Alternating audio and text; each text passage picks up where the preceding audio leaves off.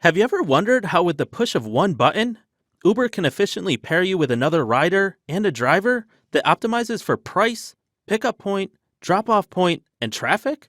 Or how Amazon can recommend to you that one item that you didn't even realize you desperately needed until it just popped up on your screen as a personalized recommendation?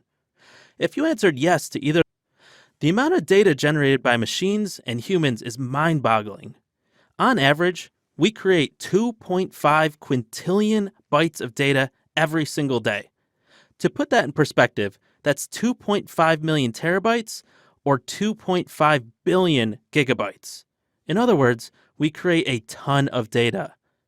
Imagine all the power that exists in that data if we could just harness it and use it in the right way. Companies are tapping into the power of this data in different ways. They're doing things like speech recognition, image processing, recommendation systems, and even self-driving cars. They understand how to leverage the power of that data and use the appropriate algorithms to deliver powerful solutions. If you've taken applied machine learning foundations, or maybe you've done some of your own exploration, you'll understand how to start tapping into the power of that data, but you may not have a feel for the right algorithm to use for each job. As such, you might be leaving some real value on the table. By the end of this course, you'll not only understand how to attack machine learning problems in a pragmatic, thorough way, you'll also understand the various algorithms out there that you could use, you'll understand how they work, what drives them, and even when you should use them. Once you finish this course, you'll have the tools to harness unstructured data of all types, to go from that messy data to concise and accurate predictions from a machine learning model, to deliver powerful solutions to complex business problems.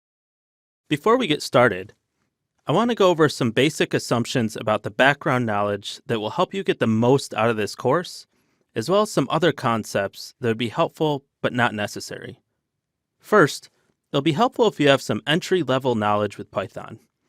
There won't be anything too complex, but I won't be covering the most basic concepts, so it will be helpful if you broadly understand how it works and some of the basic syntax. Beyond that, it'll be helpful if you've had some experience with the NumPy, Pandas, and scikit-learn libraries, as we'll be relying on each of these fairly heavily throughout this course. Lastly, we're focusing on machine learning algorithms here, so having some familiarity with foundational machine learning concepts would be helpful. It's okay if you don't know them inside and out. We'll be reviewing those machine learning foundations in the first chapter. Some experience handling data or doing some basic data analysis or data manipulation would also be helpful, but it's not required. Lastly, if you have some experience fitting basic models, that might be helpful just to enable you to really dive in on these new algorithms. But if you don't have experience building machine learning models, don't worry. We will still cover the foundations you need to know to get the most out of this course. Before diving into the course, we want to make sure you're set up with the tools and the software you'll need to follow along. I'll be working in Python 3.7, and it's important to note that if you're still running Python 2, some of this code may not work correctly. I'll also be running code within Jupyter Notebooks. Jupyter Notebooks is a fantastic tool that allows you to combine live code, explanatory text, visualizations, and equations all in one concise package. Luckily, everything you need for this course, so that's Python 3.7, Jupyter Notebooks, and all the packages that you'll need, can be acquired very easily by installing the free Anaconda 3 distribution. In this first lesson of the Foundations chapter, we're going to talk through some terminology. The terms model and algorithm are frequently used interchangeably when they really shouldn't be.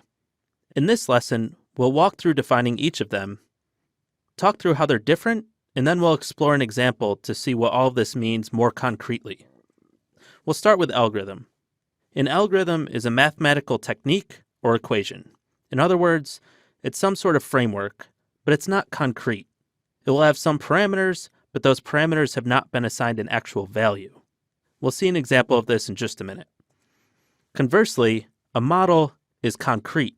It's an equation where those parameters have been filled by values that are learned from the data. So we'll look at an example as we'll walk through an algorithm on the left and model on the right. Now you might be familiar with the equation of a line. It's just y equals mx plus b, where m is the slope of the line and b is the y-intercept of the line. So this is a linear regression algorithm. We have open parameters that have not been assigned a value yet. M and B are our open parameters here, but we would need some values learned from data in order for this to become a concrete model. So let's move over to the model section. Now if we use this example of linear regression, we have a plot of rainfall versus umbrellas sold. And then we have this red best fit line that we could use as an actual model to make a prediction about the number of umbrellas sold based on the amount of rainfall. So for instance, if it were to rain 110 millimeters, we could say that the model would predict that 30 umbrellas would be sold. This line was learned from data, and this line also has a concrete equation. So that equation is y equals 0.45x minus 19.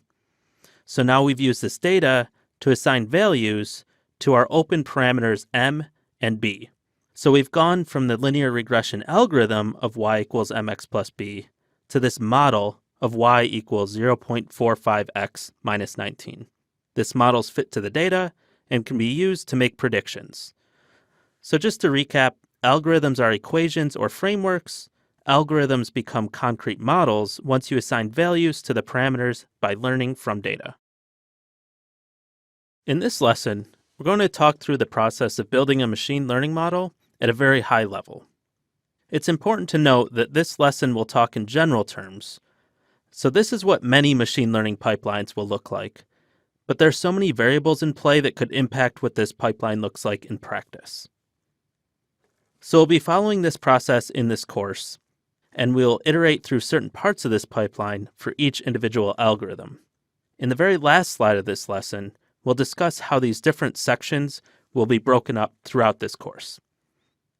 We'll start with a full data set, and generally, the first step would be to explore that data to really understand the type of features we have, what those features look like, and how they relate to the target variable. Then we would use some of those learnings to clean the data. However, for the sake of time, we're actually going to be skipping the exploration phase and jumping right into the cleaning section. So in that cleaning section, we'll make sure to discuss why we're applying these certain types of cleaning, but feel free to explore the data on your own to get a better feel for it. Now the next step will be to split our data into training, validation, and test set, and then we'll use 5-fold cross-validation to fit an initial model to see what we can expect for baseline performance of the model. Then we'll use that same 5-fold cross-validation paired with grid search to explore a variety of different hyperparameter settings for each algorithm. Then we'll select the top model for each algorithm, and we'll evaluate them against each other on the validation set. And then lastly, we'll select the best model based on the validation set, and we'll evaluate it on the test set to get an unbiased view of how we can expect this model to perform on completely unseen data. Now, you don't have to have a complete understanding of any of these areas. I plan to offer enough context to each stage to get you caught up, but these foundational concepts aren't really the focus of this course. So if you would like a more complete understanding of these core concepts, the Applied Machine Learning Foundations course will cover each of these steps in detail. Okay, so how is this going to work in this course? As I mentioned before, we're mostly going to skip the exploration phase. And again, this is covered in detail in the Foundations course. But we will take those learnings to do the data cleaning. So that data cleaning will take place in this section, the Foundation Review section. And then once the cleaning is done, we'll split the data out into training, validation, and test set, and then we'll write all of that data out so that we have that stored on our computers. Then we'll be able to read in those clean data sets to conduct steps 3 and 4 here. This will ensure that we're using the same exact data as we explore each of these algorithms. So, in the next 5 chapters, as we're exploring individual algorithms, for each one, we'll read in our clean training set, we'll tune the hyperparameters using grid search CV, and we'll select the best model for each algorithm. Lastly, steps 5 and 6 will be handled in the last chapter of this course. That's the summary chapter. we'll take the best model from each section and evaluate them all against each other on the validation set. Then we'll pick the best model from there and we'll evaluate it on the test set. In this lesson, I'll introduce the data that we're going to use for this course, and then we'll go through and we'll clean up all of our continuous features in the data. Then in the next lesson, we'll go back through and clean up the categorical features. So for this entire course, we're going to be using this Titanic dataset, which is a publicly available dataset that's commonly used for machine learning. So this dataset contains information about 891 people who were on board the ship when it departed in 1912. Some people aboard the ship were more likely to survive the wreck than others. There wasn't enough lifeboats for everybody, so certain groups of people were prioritized. Our task is to build a model to predict which people would survive using certain information about those 891 people on board. Here are the features that we're going to be using. We have the name of each passenger. We have their ticket class, which will just be first, second, or third. We have the gender, male or female, age in number of years, the number of siblings and spouses they had aboard, the number of parents and children they had aboard, their ticket number, the fare they paid for their ticket, their cabin number, and where they boarded. So let's get into the data. So we're going to start by importing some of the libraries that we'll need. Then we'll read in our data, and then we'll take a look at the first 5 rows. So go ahead and run this, and you'll see each of the features that we discussed above. So this survived column is the one that we'll be trying to predict. So 0 indicates they did not survive, and 1 indicates that they did survive. And then all of the other columns in this data frame are to be considered as potential features for the model. The main idea for this cleaning section is we want the columns to be formatted as well as possible to potentially predict whether the person survived or not. Hopefully that will make more sense as we move through this notebook. So the first step is going to be filling in the missing values for the age feature. Now if we run this isNull.sum method, that will essentially just count up all of the missing values for each feature in our data. Now you can see that there are 177 missing values for the age feature. And if you explore this data, you'll find that these are mostly missing at random. You'll also notice that there are missing values for cabin and embarked. We'll handle those in the next lesson. Now, returning to age, since it's missing at random, we want to just replace it with a value that won't sway the model one way or the other, since age doesn't mean anything in itself. So we'll isolate this Titanic age column, and we're going to replace the missing values by calling this nice fillNA method. And then you need to tell this method what we want to fill it with. So we're going to go ahead and fill it with the average value of age. So we'll do that by calling Titanic bracket age, and then just calling mean. And that will just calculate the average value for all the non-missing age values. And then lastly, we'll just pass in place equals true. And what that tells pandas is just to alter this Titanic data frame right in place without creating a new data frame. And then lastly, let's print out the first 10 rows. So what you'll notice here is for the age feature, these are all integers until you get down here and you see 29.699. So that is an instance where we're filling a missing value with the average value of the age column. Now, based on the definition of the SIB, SP, and PARCH features, we know that they both have to do with family size. So one is the number of siblings and spouses, and the other is the number of parents and children. I'm going to quickly print out some categorical plots that will show the average survival rate by different values of these features. So what we're doing is we're looping through these two features. We're telling matplotlib to create a new plot each time we iterate through this loop. And then we're calling the catplot method from Seaborn. And we're telling it to create a point categorical plot using the Titanic dataset, plotting whatever column we're passing in against the survival rate. So let's go ahead and run that.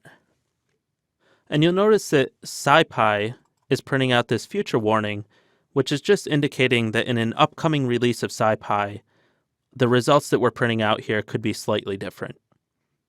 Shouldn't make too much of a difference, though, for what we're using this for.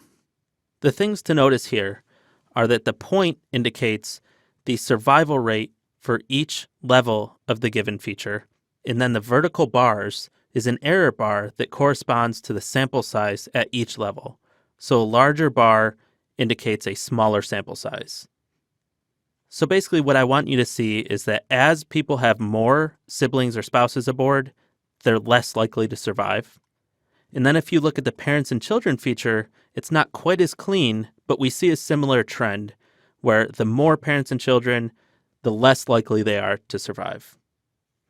Now, since these features are so closely related and they have a similar trajectory, then we can combine them into one feature and it'll clean it up for the model. So we're going to combine them into a feature that's called family count, and it's really just as simple as taking the two columns and adding them together. So we'll call Titanic sib SP plus Titanic parch. And we'll go ahead and run that. Now, the last thing that we need to do for our continuous features is to drop sib SP and parch. Now, the value that these two features are providing is now captured by this family count feature. So these two features will become redundant, and leaving them in altogether could create some multi-collinearity issues. Additionally, we're going to drop the passenger ID feature because it's an identifier without any distinguishing power on whether somebody survived or not. Now, all we need to do to drop them is we'll call Titanic, and then we'll call the .drop method. Then we just need to pass in a list of features that we want to drop. So that's going to be passenger ID, sib SP, and parch. Then we need to tell axis equals 1, which is just telling it that we want to drop these columns and not to try to drop rows. And then lastly, we'll pass in the same in place equals true argument, which is just going to tell it to alter Titanic in place. So let's go ahead and run that. And then lastly, we'll just print out the first 5 rows of Titanic. And you'll see that we now have a family count feature, while sib SP, parch, and passenger ID have all been dropped. So now we can see that there's still some categorical features here that we haven't looked at yet. And those will still need to be cleaned up, and we'll address that in the next lesson. In this lesson, we'll continue the cleaning that we started in the last section, but now we're just going to focus on categorical features. So let's start by creating an indicator for the cabin feature. So why are we doing this? Well, as a quick reminder, by running this same isNull.sum method that will count all the missing values for each feature, we can see that there's 687 missing values for the cabin feature. Now recall, for the age feature, we simply replaced the missing values with the average value of age. And we're able to take that approach because age was missing at random, so we couldn't really bake any information into how we treated that missing value. Now, it's not quite the same in this case. Let's take a quick look at survival rate based on whether cabin was missing in this dataset or not. Now we'll do that by calling this nice group by method on the Titanic data frame. Now we just need to tell it what we want to group by. And we want it to group by whether the cabin feature was missing or not. So we'll call the cabin feature from the Titanic dataset, and we'll just pass in this isNull that we're using before, and all this does is it returns a true if cabin is missing, and a false if it's not. Now essentially what this will do is it'll create 2 separate data frames. In one data frame, we have all the examples where cabin is missing, and then the other data frame, we have all the examples where cabin is not missing. So now what we're going to do is we're going to say, for those 2 groups, only look at the survived column, and we want to take the mean of that. So because the survived column is binary, it's 0 or 1, by taking the average of that, it tells us the survival rate for each group. So we can go ahead and run that, and we can see that the survival rate is drastically lower when cabin is missing. So again, this isNull is returning true or false, so when we see true here, that's indicating that cabin is missing. And so the survival rate when cabin is missing is less than 30%, when cabin is not missing, it's around 67%. So that would lead us to believe that cabin was not missing at random, and in fact it meant these people actually didn't have a cabin. And as a result, they were very unlikely to survive. So we want to make sure that we capture that information in the way that we encode this variable. So we're going to create a really simple cabin indicator. Did this person have a cabin or did they not? And the way we're going to do that is we're going to use this really nice where method from NumPy that basically acts as an if statement. So the first thing you have to pass in is the condition. And our condition is cabin missing or not? So we'll call this same isNull method. And if it is missing, then we return a 0. This person did not have a cabin. And if it's not missing, then we would pass in a 1. In other words, this person did have a cabin. And then lastly, we'll store that as cabin_ind for cabin indicator. And then lastly, let's go ahead and print out the first 5 rows just to make sure this is doing what we expect it to do. And you can see anywhere there's a missing value for cabin indicator is 0, and when we have a non-missing value, cabin indicator is 1. Next, we want to convert the sex variable from male versus female to numeric. The reason that we do this is because a model doesn't know what male versus female really means. It just knows that there are 2 different values for sex. What those values are doesn't really matter. So if we convert it to being numeric, it just makes it a little bit easier for most models to handle. So we have a dictionary that does the gender to numeric mapping. So if it sees a male, it'll return 0. If it sees female, it will return 1. Now we just need to actually apply this to the sex column using the map method in pandas.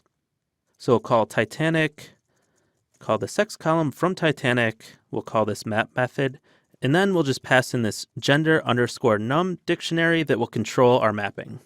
And then we'll just tell it to store it right back in this Titanic sex variable. And then let's go ahead and print out the first 5 rows, again, just to make sure this is doing what we expect it to. And again, now instead of male versus female in the sex field, you see 0s and 1s. Now lastly, we want to drop unnecessary variables just to clean up our data so it's easier for the model to find the variables that really matter. So now that we have cabin indicator, we don't need the raw cabin feature because it's repetitive. Name and ticket are both identifiers, so they don't really have any determining power on whether somebody survived or not. So the only feature we're dropping that we haven't discussed is embarked. If you explore this data set, you'll find that there actually are different survival rates with the different levels of the embarked feature. In other words, where people boarded the Titanic was correlated with survival rate in some way. However, we found that this wasn't a causal relationship. What you'll find is that different percent of people boarding at each port were women, and different percent of people boarding at each port had cabins. So sex and cabin indicator are the real causal factors here, not the embarked feature. So we're going to go ahead and drop this feature as well because it's not really providing any value to the model that isn't already accounted for by those other 2 features. So again, in order to actually drop these, we're calling Titanic with the drop method. We pass in a list of features that we want to drop. We tell it that we want to drop columns and not rows, and we want to alter Titanic in place. And then lastly, we'll print out the first 5 rows again. And you can see now we have a nice clean data set without any irrelevant or repetitive variables and without any missing values. Lastly, let's just go ahead and write out this clean data set. And I'll call out that I'm passing in this index equals false argument. And what that tells this toCSV method is don't write out this index as an additional column in the CSV file. So let's go ahead and write this out, and then we can pick it up in the next lesson to split it into our training, validation, and test sets. In this lesson, we're going to be splitting up our full data set so that we have 60% of our examples in the training set, 20% in the validation set, and 20% in the test set. Doing this kind of split will help us evaluate the models and perform model selection based on unbiased results. So let's import the packages that we'll need and read in our data. we're going to use this train test split method that's imported from scikit-learn. That's going to make our job here very easy. And I also want to call out that we're reading in this Titanic clean data set that we wrote out in the last section. So we'll go ahead and run that cell. So we'll start by splitting our data into our features by dropping this survived field, which is then just going to leave the fields that we're using to make a prediction, and then our labels, which is just our survived field. So then we're going to be calling train test split, and first we need to pass in our features, and then we'll pass in our labels. Now this is a good point to call out that ideally we want this to split features and labels into 3 separate data sets: training, validation, and test. Unfortunately, this train test split method can only handle splitting a data set into 2. So what we're going to do is we're basically going to do our split in 2 separate passes through this method. In our first pass, we'll tell it to set aside 40% of the data for our test set. So that will leave the 60% that we want for the training set. And then what we'll do is we'll take this 40% and we'll run train test split again after this to just split that in half to leave 20% for the validation set and 20% for the test set. Okay, so now focusing on this first pass through, the last argument that we have to pass in is this random state argument. And all this is an initialization seed for the randomizer. Now it's important to note the ordering of the output. First, what's going to happen is this will take the features and it's going to split it into 2 groups. So that's where you get this X train and X test. And then it'll take the labels and split it into 2, giving you Y train and Y test. And it's going to output them in this same order every single time. So it's really important that you get this ordering correct. So let's go ahead and copy this. And now we're just going to split this 40% in half. So we'll just change the test set size to 50%. And what we're going to be splitting is the X test and the Y test. So again, taking that 40% allocated there and splitting in half to then create X val, X test, Y val, and Y test. So let's go ahead and run that cell. Now let's quickly take a look to make sure that 60% went to train and 20% to each validation and test set. So what we're going to do is create a loop where we'll iterate through Y train, Y val, and Y test. And in each iteration, we'll print out the length of that given data set divided by the length of the labels data set, which represents our full data set. And then the last thing that we're going to do here is we're going to call this round function just to tell it to round to 2 decimal places. And then we can run that and we can see that this is telling us that on the first iteration for Y train, that represents 60% of our data, Y val represents 20%, and lastly, Y test represents the remaining 20%. So the last thing we want to do is we want to write all these data sets out to make sure that we're using the exact same training, validation, and test set as we're exploring various algorithms in the next few chapters. So we'll use this toCSV method to write out our data frames to CSV files. And we'll include this index equals false argument so that pandas doesn't write out the index as a new column in the CSV file. Now we can run this, so then we can go ahead and pick up this data in the next chapter to test out our first algorithm. In this first lesson of the logistic regression chapter, we're going to talk at a high level about what logistic regression actually is. This chapter will illustrate the structure of how we'll explore each of these algorithms in the next 5 chapters. So we'll start with a high-level overview of what the algorithm is. In the next lesson, we'll explore when you should use it. In the third lesson, we'll learn about the hyperparameters for the given algorithm. And then the last lesson of each chapter, we'll roll that all into fitting and evaluating a few models for the given algorithm. So let's jump in. We're going to start with a definition of regression, and then we'll parse out what logistic regression is. So as a general term, regression is a statistical process for estimating the relationships among variables. This is often used to make a prediction about some outcome. Now, we saw this example of linear regression in our last chapter. Linear regression is one type of regression that is used when you have a continuous target variable. For instance, in this case, where we're trying to predict the number of umbrellas sold by the amount of rainfall. And the algorithm definition for linear regression is y equals mx plus b. So that's linear regression. But let's come back to logistic regression. Logistic regression is a form of regression where the target variable, or the thing you're trying to predict, is binary. So just 0 or 1 or true or false or anything like that. Okay, so perhaps the question would come up, why do we need two different algorithms for regression?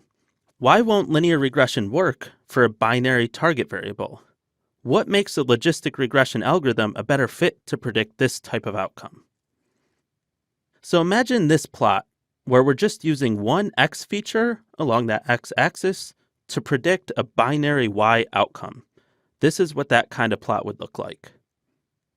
If we use linear regression for a binary target like this, it's going to have a really hard time coming up with a best fit line that makes any sense. Linear regression will try to fit a line that fits all of the data, and it will end up predicting negative values and values over 1, which is impossible. Logistic regression is built off of a logistic or sigmoid curve, which looks like this S shape here that you see on the right. This will always be between 0 and 1, and it makes it a much better fit for a binary classification problem. So we saw the equation that represents the linear regression algorithm. What does the equation look like for logistic regression? Basically, it just takes the linear regression algorithm for a line, mx plus b, and it tucks it up as a negative exponent for e. So our full equation is 1 over 1 plus e to the negative mx plus b. And that's what creates this nice sigmoid S curve that makes it a good fit for binary classification problems.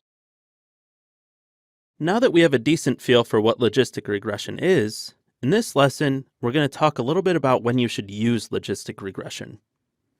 And I'll just caveat this lesson, and this will apply for all future chapters.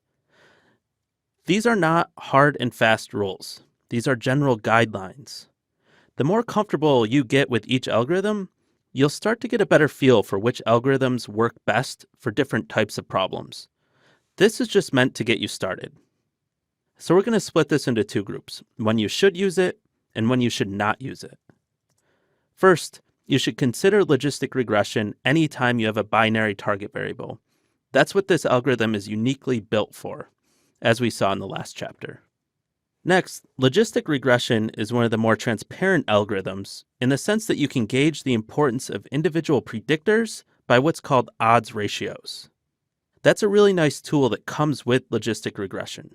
So if you're interested in feature importance or having a better understanding of what's going on within the algorithm, then you should consider logistic regression. Next, logistic regression doesn't do very well with really messy data. So you should really only consider it when you have fairly well-behaved data. And by that I mean not too many outliers, not too many missing values, and relationships that aren't too complex. What logistic regression is great for is an initial benchmark model on a binary classification problem with fairly well-behaved data. It's relatively flexible, and it's very fast to train. While it doesn't usually generate the greatest performance, it does set a very nice benchmark to start. So we talked about when you should use this algorithm. Now, when should you not use this algorithm? You should not use this algorithm when you have a continuous target variable. Remember that S shape between 0 and 1?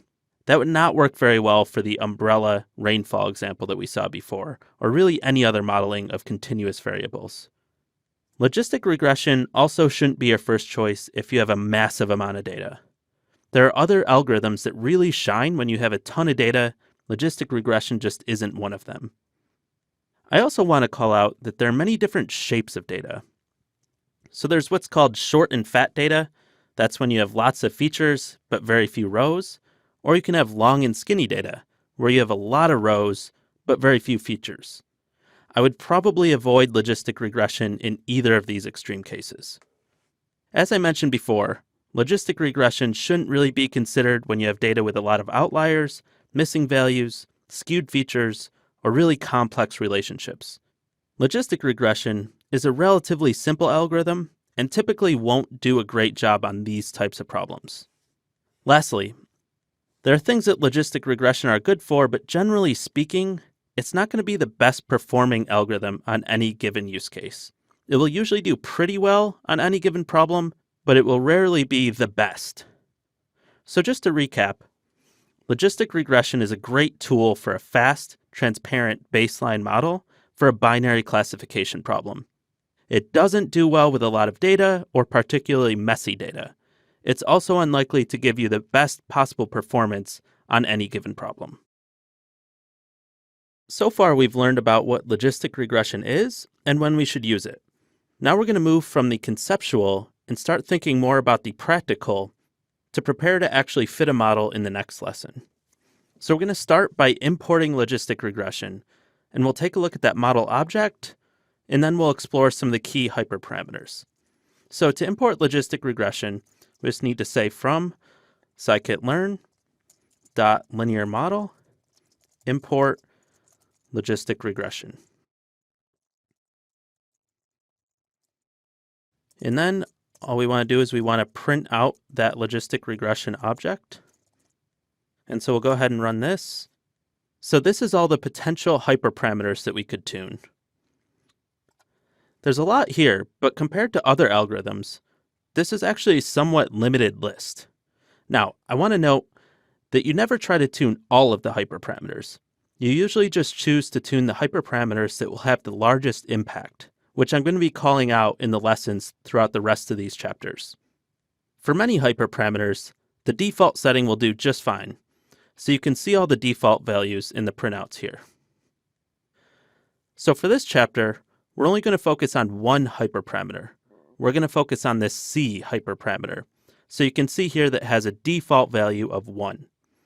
We'll explore that in just a minute, but one other thing that I want to illustrate is some of the methods included with the logistic regression object.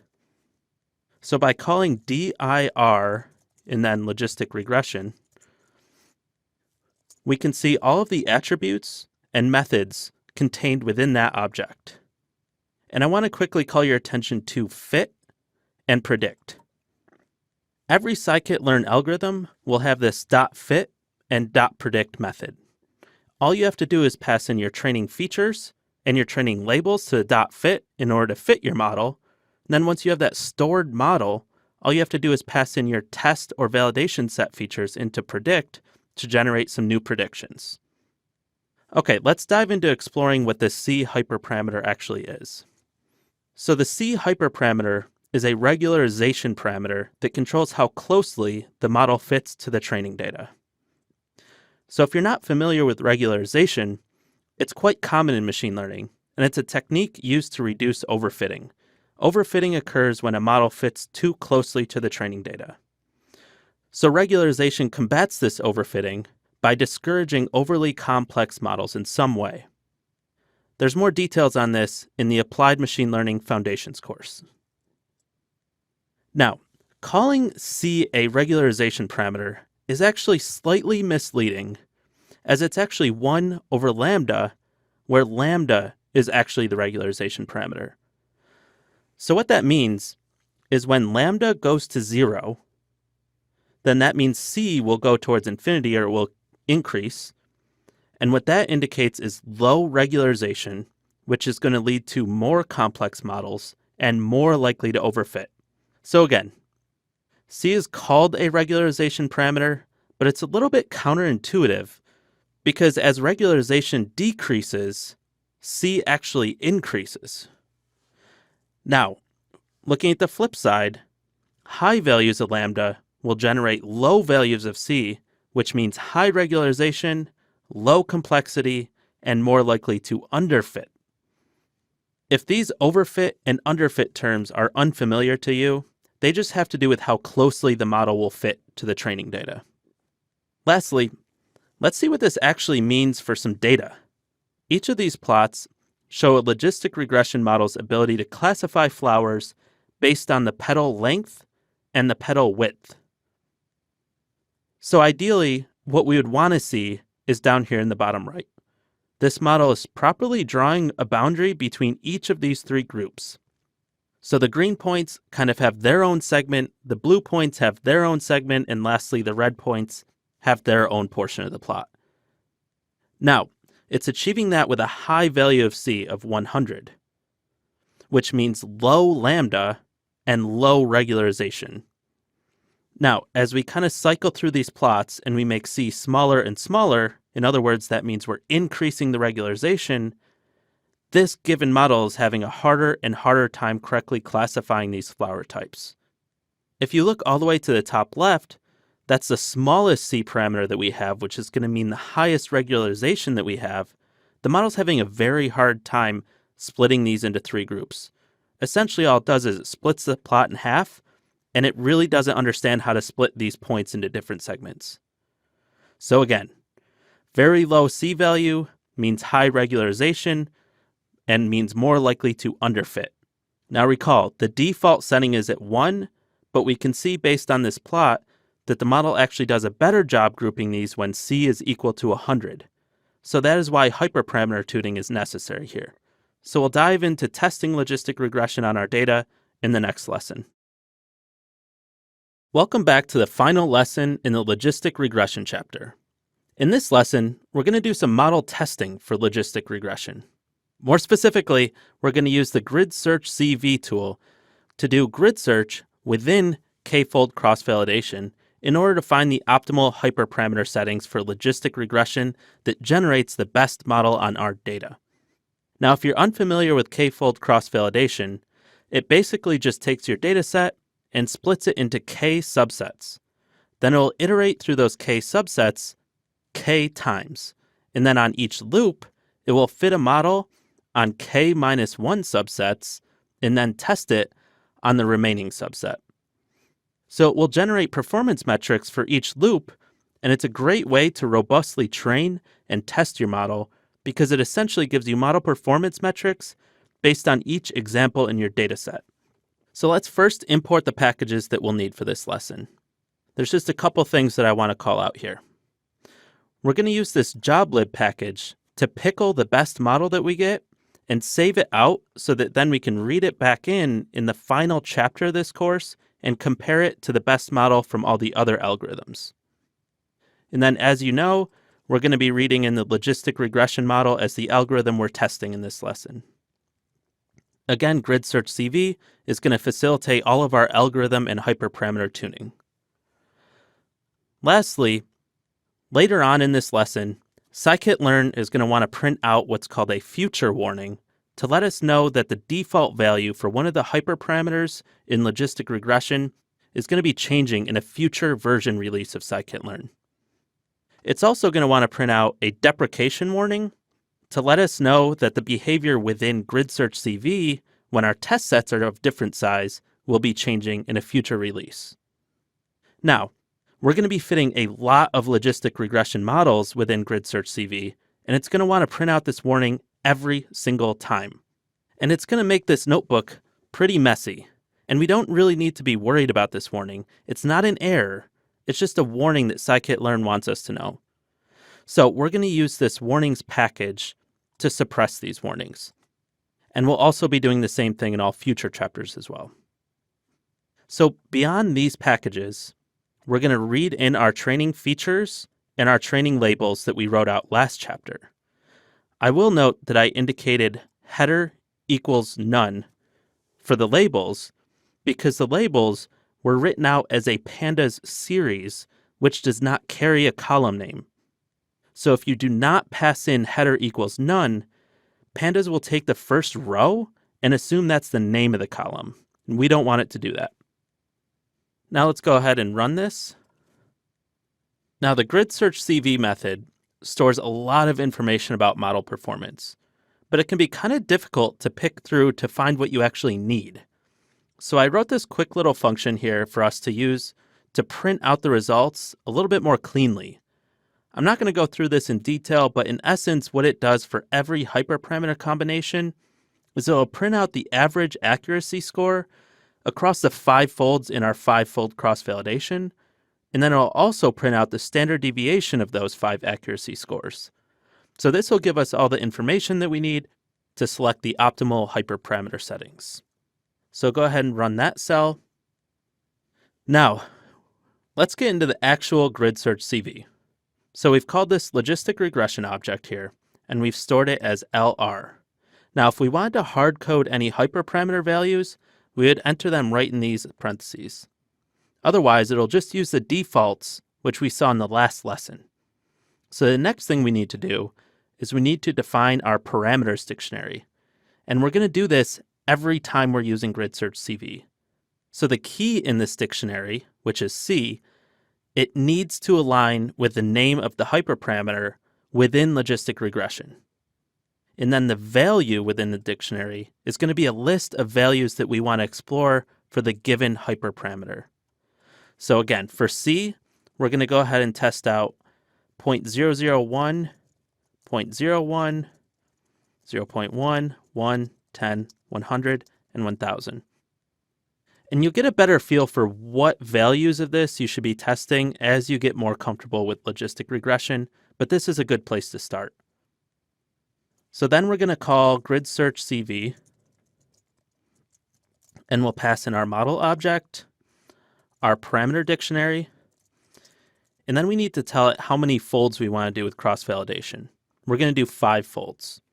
And then we need to store that as CV, and then recall when we talked about how the API for all scikit-learn objects are exactly the same with the .fit and .predict methods. And grid search CV is no different. So we're going to call CV.fit, and we'll pass in our features and our labels. One note here, our training labels are stored as a column vector type, but what scikit-learn really wants them to be is an array. So we're going to go ahead and convert this column vector to an array by just appending .values.ravel. And then lastly, we're just going to go ahead and print out the results using the function that I defined above. Now when we run this, what's going to happen is grid search CV will grab the first hyperparameter setting, so that would be C equal to 0.001.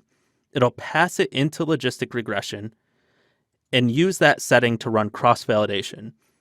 Now again, because we're doing 5-fold cross-validation, it will loop through the 5 subsets of data, each time fitting on 4 of them and evaluating on the 5th. Then it will store the average test score for that loop, and it'll do this for each hyperparameter setting. So let's go ahead and run this. It's worth noting that if you're running this along with me at home, you might have a different training set than I do. And there's also some randomization built into some of these algorithms, so it's very possible that you'll get different results than I do. So we can see based on these results that when C is very low, which means high regularization, our model's not performing very well. Likely because the high regularization is actually causing it to underfit. And then we can see that the model performance peaks when C is equal to 0.1 or 1, and then model performance actually goes down slightly. So what all these results are showing us is that when C is low and regularization is high, performance suffers because it's underfitting, and then when C is high, which means regularization is low, performance also suffers, but now it's because it's overfitting and actually fitting too closely to the training data.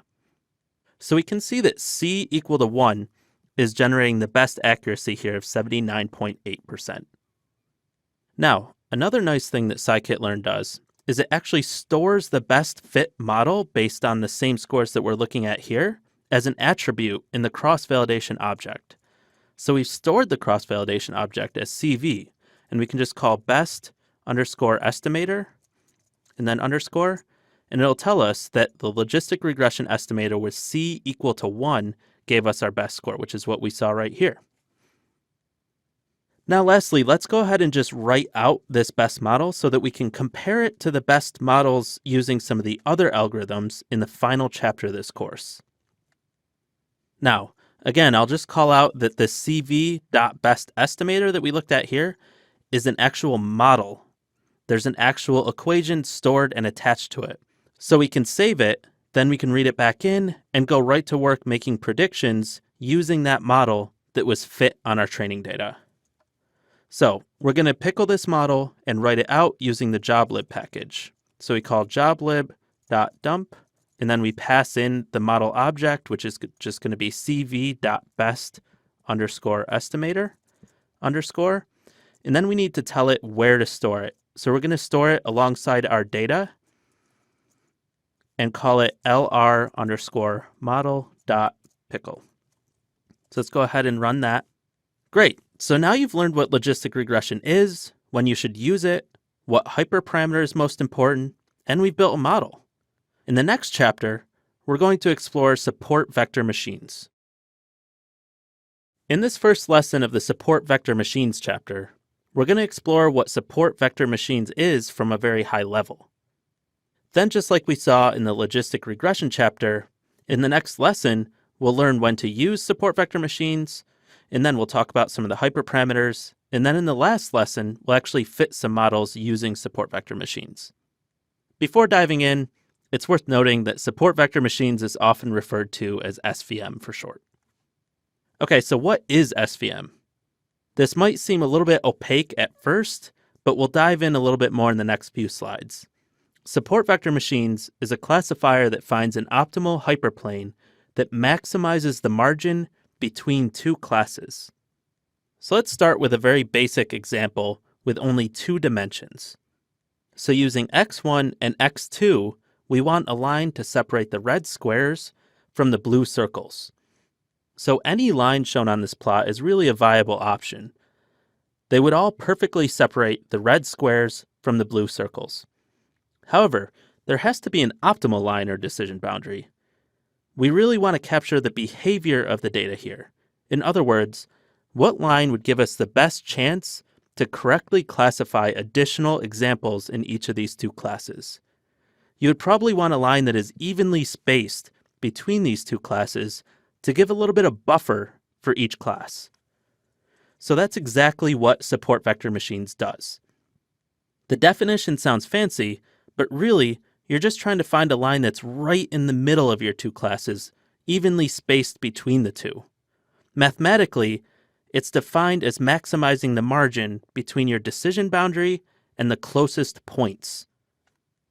So now you might be wondering where this support vector terminology comes from.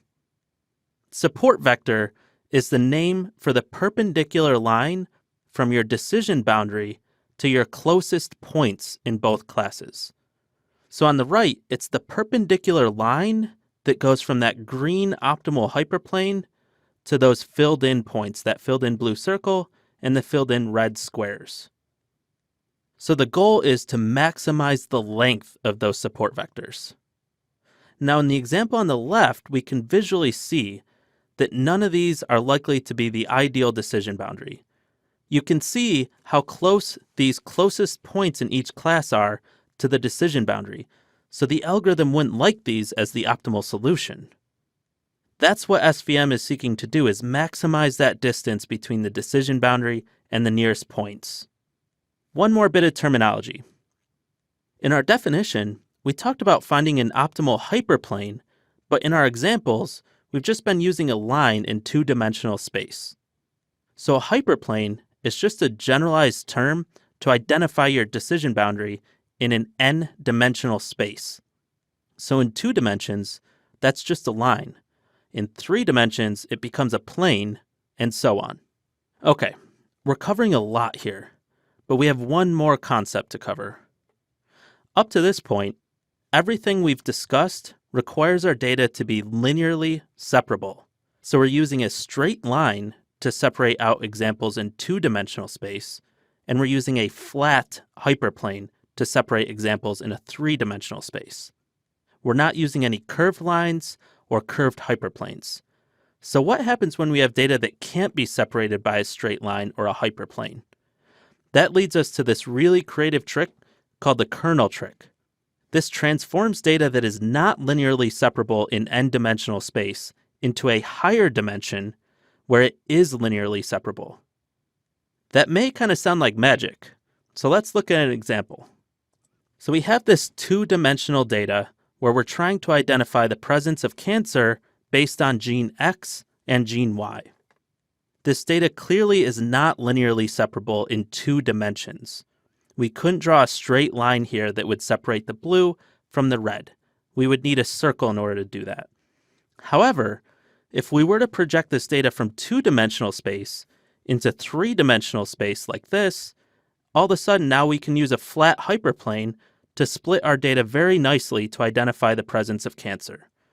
So that's the kernel trick, and it's a really powerful tool for support vector machines. Now that we have a decent feel for what SVM is on a conceptual level, let's talk a little bit about when you should use it. I want to quickly reiterate what I mentioned when we covered logistic regression. There are way too many variables in play for these to be hard and fast rules. These are merely guidelines. The more comfortable you get with each algorithm, you'll start to get a better feel for which algorithms work best for different types of problems. This is just meant to get you started. SVM can be used for both categorical and continuous outputs, but I found it to not be very useful for regression. So it really should only be a focus when you're working on a classification problem with some kind of binary target variable. One area where SVM really excels is when the feature to row ratio is very high. This is what I called short and fat data previously. It's when you have a lot of features and relatively few rows. Many algorithms will really struggle in this space, but SVM tends to do fairly well, and it's actually one of its distinguishing features. SVM is also quite good at untangling complex relationships, definitely more so than logistic regression is. SVM also handles data with a lot of outliers quite well. If you think about how SVM works using these support vectors, it actually makes sense, because it only looks at the points closest to the line, so the outliers are kind of ignored. This is not true of most other algorithms. So if you're working with data with a lot of outliers, and many other algorithms are struggling, you might want to consider SVM. Okay, so that's some cases when you should use it. When should you not use it? Well, you should not use it if you have a lot of rows and relatively few features. Typically, SVM will take a long time to train, and the performance really won't be worth it relative to other algorithms. Despite the really nice plots that we saw before, when you're dealing with hundreds of features, and this hyperplane is an extremely high dimensional space, you can't really get a good picture of what's going on inside of SVM. So if you care about transparency and maybe the significance of predictors, I would probably avoid SVM. Lastly, if you're looking for a quick benchmark model, SVM probably is not the right choice. SVM takes quite a long time to train, and it takes longer than other algorithms to make predictions as well. So you'll really want to avoid SVM if time, or maybe compute power, is a significant constraint. So in summary, SVM should be used when you have a lot of features but few rows, or when you have a lot of outliers, or if you just have a lot of complex relationships that you're trying to untangle. But it is quite slow to train, so if you have a ton of data or limited compute power, you might want to look somewhere else. So we've learned about what SVM is and when we should use it in the last couple lessons. Now we're going to dive into the details to prepare to actually fit a model in the next lesson. Let's start by importing support vector machines. We'll take a look at the model object, and then we'll explore some of the key hyperparameters. So we'll call from sklearn.svm import SVC. SVC stands for support vector classifier. And then we'll just call this SVC object. So these are all the potential hyperparameters that we could tune. Like I called out in the last lesson, we never try to tune all of the hyperparameters. We only select the ones that are most impactful. We're only going to be focusing on 2 hyperparameters here. Just as the case was for logistic regression, the first hyperparameter we're going to look at is the C hyperparameter. And again, you'll see it has a default value of 1. The other hyperparameter that we'll be looking at is this kernel hyperparameter. That's related to the kernel trick that we talked about in the first lesson.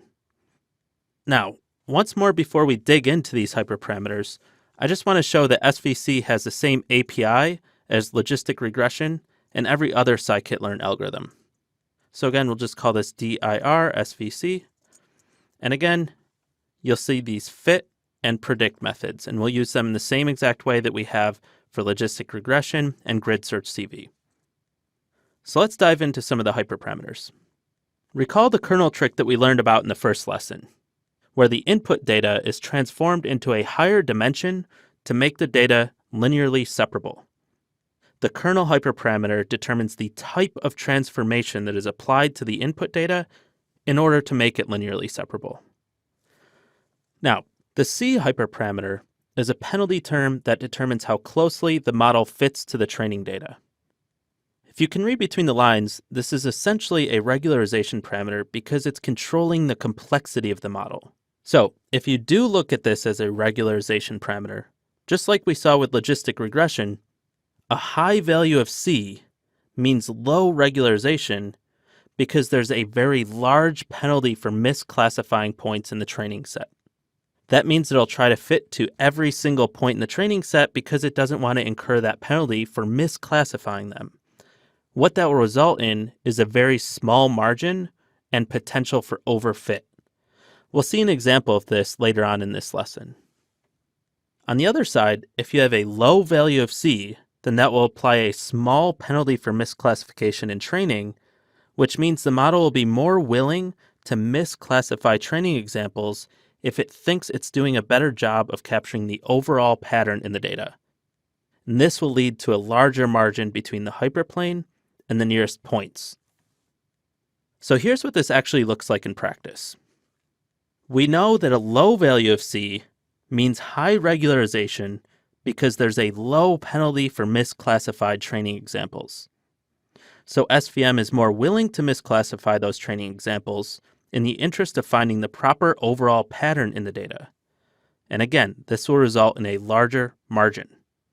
On the left, you can see that this line will misclassify that blue circle on the bottom because the penalty for doing so is quite low, and it thinks it can better capture the overall trend by misclassifying that single point. And we can see that that blue circle is kind of an outlier to that blue class, so in all likelihood, we would actually want the model to misclassify this point in the interest of capturing the overall pattern of the data. Now you compare that to the plot on the right, where we have a large C value, which means a high penalty for misclassified training examples. So in this case, the model is going to try and find a line that will correctly classify every single training example. But we can see that clearly this line isn't best. It doesn't leave any buffer for new points in the green X class. So C will basically control how willing the algorithm is to misclassify training examples in an effort to capture the general pattern of the data.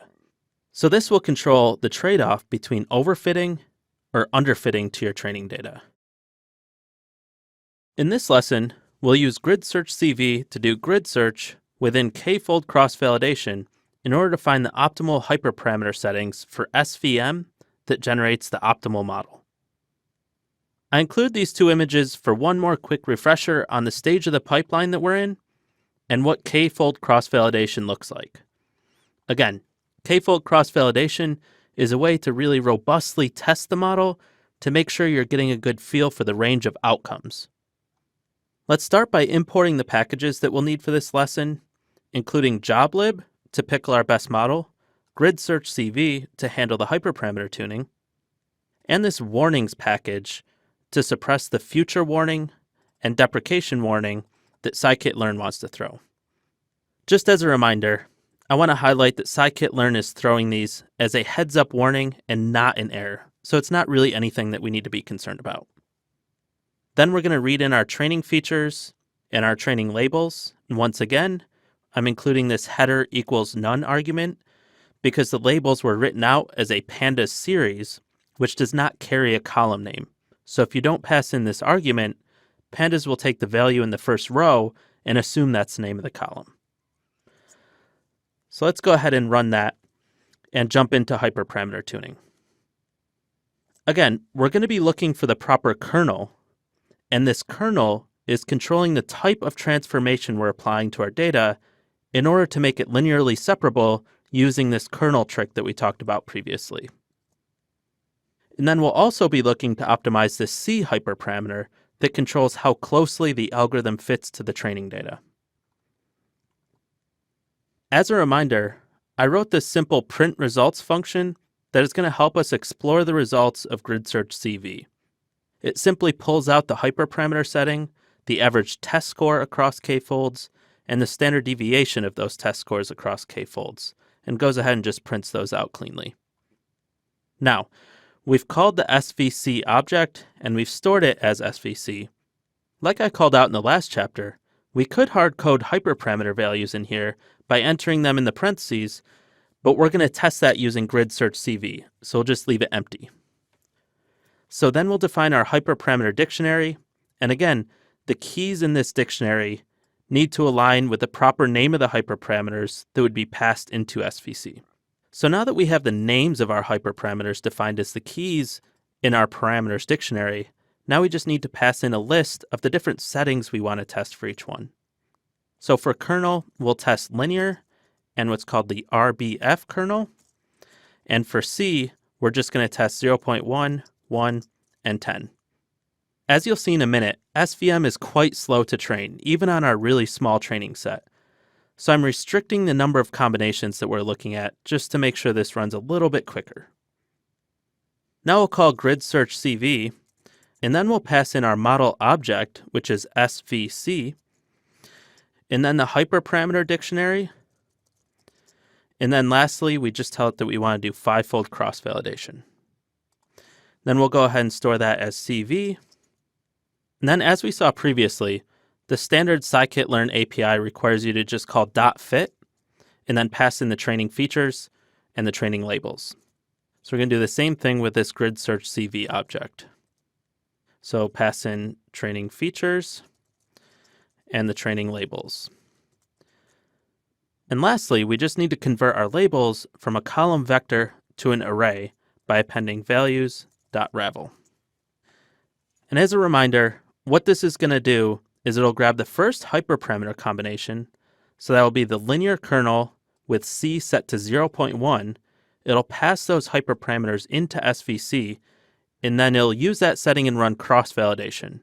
So because we're doing 5-fold cross-validation, it will loop through the 5 subsets of data, each time fitting on 4 and evaluating it on the 5th, and then it'll store the average test score for that loop. And it'll do this for each hyperparameter combination. So let's go ahead and print these results out using our print results function, and we pass it the CV object. And then we can go ahead and run these 2 cells now. As another reminder, if you're running this code along at home, you might have a different training set, so it's expected that your results might be slightly different than mine. Now, looking at these results, one thing to notice is that our C hyperparameter is not really having any impact on the accuracy for the linear kernel. In addition to that, the linear kernel is doing drastically better than the RBF kernel. So that suggests that our data is actually linearly separable. Now, we have the same exact accuracy of 79.6% for 3 of our hyperparameter settings. But we see that grid search CV is telling us that the one with C equal to 0.1 is the best. Now it's possible that 79.6% is just rounded, and that maybe the one with C equal to 0.1 actually generated accuracy that was slightly better than the others, or it's possible that it actually broke this tie by looking at something else like maybe training set accuracy.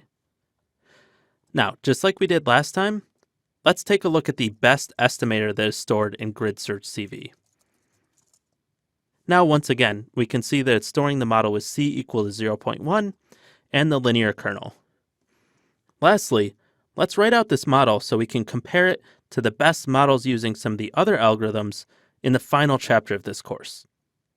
As I called out last chapter, CV.bestestimator is an actual model, so we can save it, we can read it back in, and we can go right to work on making predictions using that model. So we're going to pickle the model using joblib.dump, and we'll pass in cv.bestestimator, and then we'll tell it to write out to the same location where we stored our logistic regression model, and we'll just call this one svm_model.pickle. You can run that. Now in the next chapter, we're going to explore multi-layer perceptrons. In this first lesson in the multi-layer perceptron chapter, we're going to learn a little bit about what a multi-layer perceptron is. The definitions in this section are going to be a little bit vague, But we're going to jump into a visual representation, and hopefully as we walk through that, it will become a bit more clear. So a multi-layer perceptron is a classic feed-forward artificial neural network. This is one of the core components of some deep learning algorithms. Not all algorithms in deep learning use a feed-forward artificial neural network, but many do. Another way to look at this is that a multi-layer perceptron is a connected series of nodes where each node represents a function. This connected series of nodes creates what's called a directed acyclic graph, meaning that there is directionality between the nodes and no node will ever be revisited. Okay, enough terminology, let's look at an actual visual representation. So this all starts with an input layer. Let's use our Titanic dataset example. There are 4 nodes here, and each node would represent a feature that we want to use to predict whether somebody survives or not. So these could be age, ticket class, cabin, and sex. Next, there's a hidden layer that we're representing with 5 nodes here. But this hidden layer could contain 10 nodes, 100 nodes, or even 1,000 nodes. Now, each of these nodes represents some function. So what happens is we take each of our input nodes representing features, and we pipe those into each node in the hidden layer. So what's happening here is each node or function in the hidden layer is getting each input features. So age, ticket class, cabin, and sex are passed into each node in the hidden layer. So you could view each of these nodes as something like logistic regression. So more or less a logistic regression model would be fit for each node, maybe with slightly different weights. Then we have an output layer. And here we're going to have 2 nodes, and they represent the 2 possible outcomes. Either a person survived or they did not survive, using the example of our Titanic dataset. So now we have each node in the hidden layer outputting to each node in the output layer. So let's take a step back and just isolate one node in the hidden layer to understand what's happening here. So you can see it's receiving the 4 inputs. Then this one node in the hidden layer will basically fit some model or learn some aspect of the data. Then based on that model that it learns, it'll make some prediction about whether somebody survived or not. So maybe it's 70% likelihood that they survived, 30% likelihood that they did not. So that's one individual node in the hidden layer. But we could repeat this slide for each of the 5 nodes in the hidden layer. So then at the end, you put this all together and you get a final prediction of the likelihood of a given person surviving. As you can imagine, these can be incredibly powerful.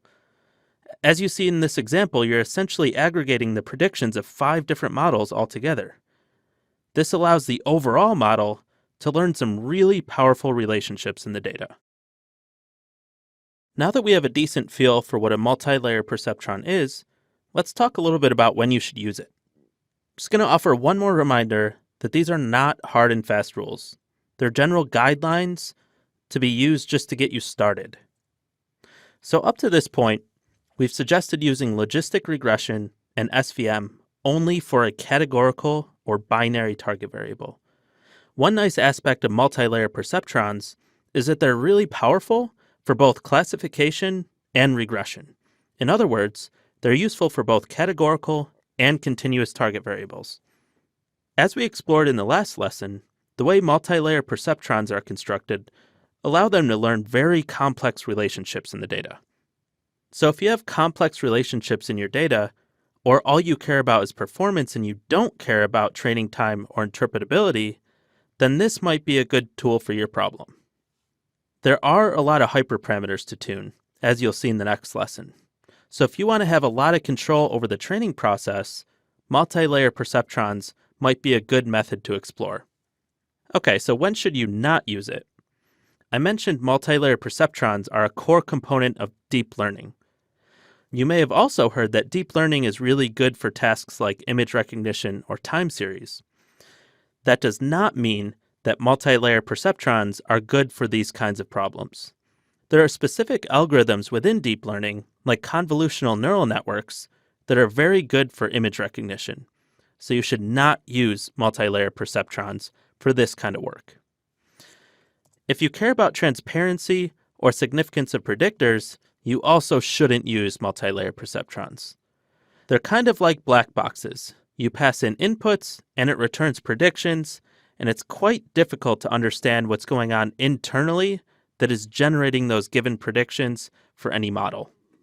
So this is another algorithm, just like SVM, that isn't great for a quick benchmark model. Multi-layer perceptrons require more hyperparameter tuning than some other algorithms, so you need to spend time doing that before you can expect to get a good model. It can also take a while to train, though not quite as long as SVM, so this isn't a great choice as a quick benchmark model. Lastly, you should not use multi-layer perceptrons if you have very limited data available. They really thrive when you have a lot of data. So if you don't have a lot of data, you're probably better off exploring other options, as the time investment likely won't pay off in performance. For instance, you might be better off with SVM or logistic regression when you have limited data. So to summarize, multi-layer perceptrons are often the best tool for the job when you have a lot of data and you really only care about performance.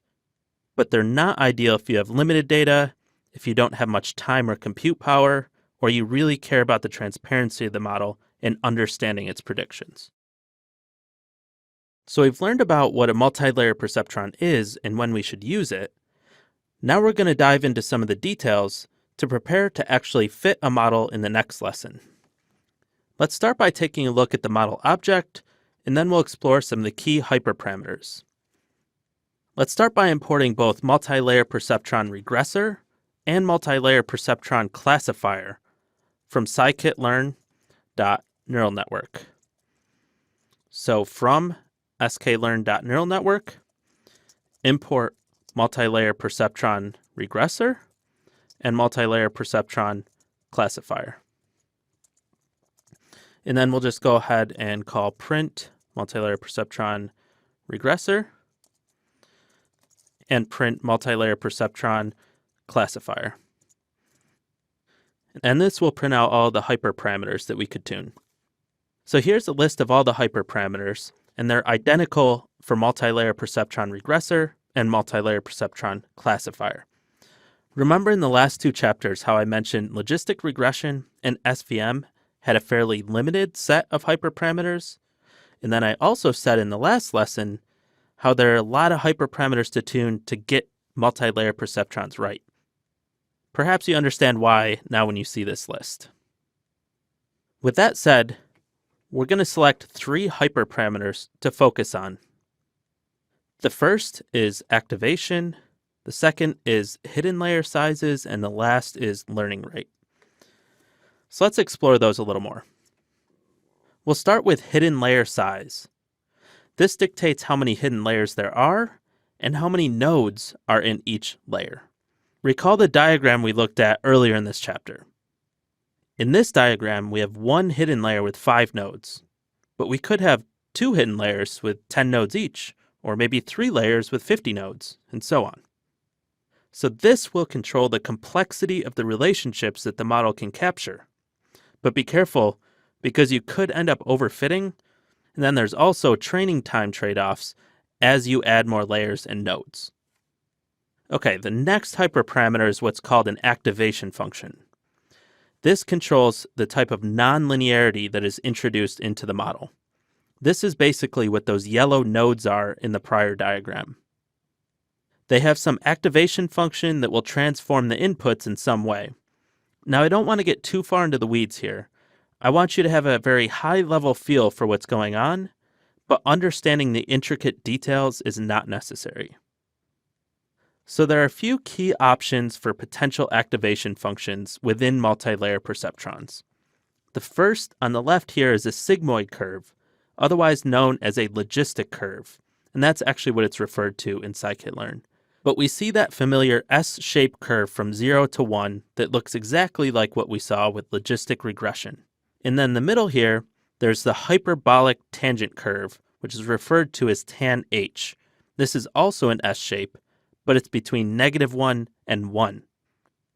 Lastly, and probably the most popular, is called ReLU. ReLU stands for rectified linear unit. And it's actually very simple.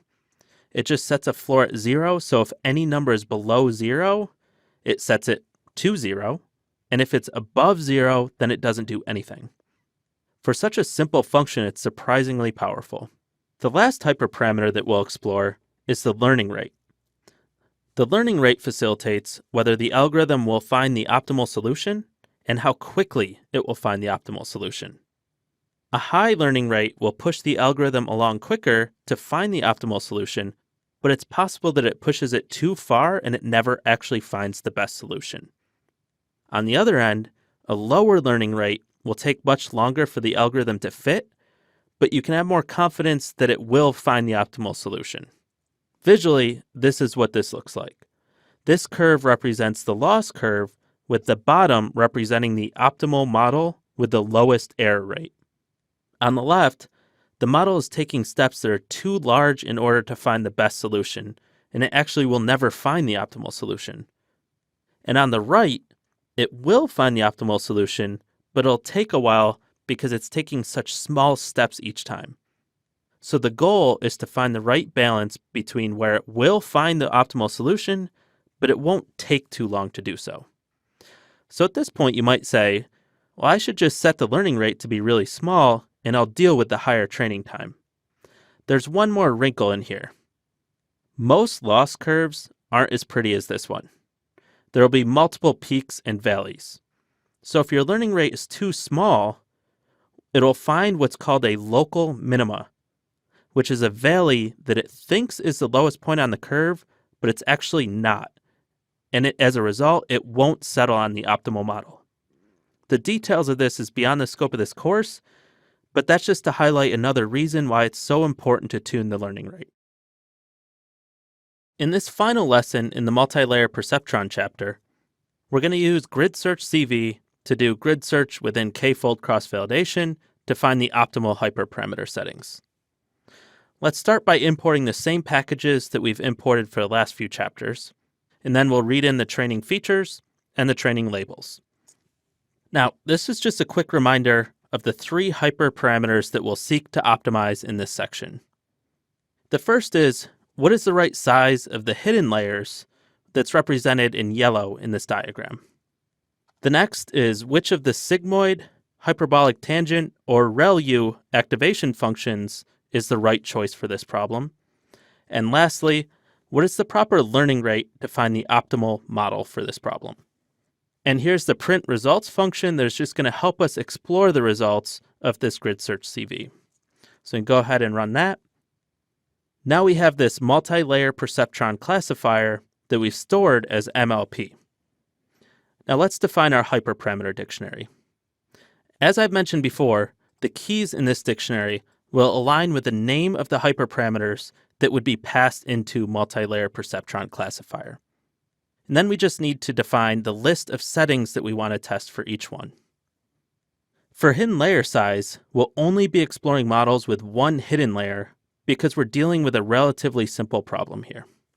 So we'll look at one layer with 10 nodes, one layer with 50 nodes, and one layer with 100 nodes. Now the second entry in this tuple would represent the number of layers. Leaving it blank just implies 1. So next we'll explore the 3 activation functions that we looked at in the last lesson. So that's going to be ReLU, which is the default, tanh, and logistic, which is the same as the sigmoid function. Lastly, we'll look at learning rate. First, I want to clarify that there's actually an initial learning rate hyperparameter within multi-layer perceptron classifier that signifies where the starting point will be for learning rate. The hyperparameter that we're tuning controls how that learning rate changes throughout the optimization process. So there are a few options given in scikit-learn. The first is constant. So that'll just take that initial learning rate and it'll keep it the same throughout the entire optimization process. The second is inv scaling. In other words, inverse scaling. So it gradually decreases the learning rate at each step. So this will allow it to take large jumps at first and then it slowly decreases as it gets closer and closer to the optimal model. And the last is adaptive. And this keeps the learning rate constant as long as the training loss keeps decreasing. If the learning rate stops going down, then it will decrease the learning rate so that it takes smaller steps. So those are all the hyperparameters that we'll be testing. Now we can call grid search CV. So we'll pass in our model object, our hyperparameter dictionary, and we'll tell it we want to do 5-fold cross-validation. We'll store that as CV. Then just as we did in the last few chapters, we'll call cv.fit.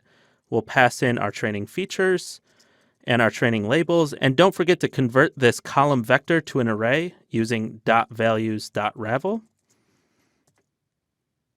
And then lastly, we'll just do print results CV.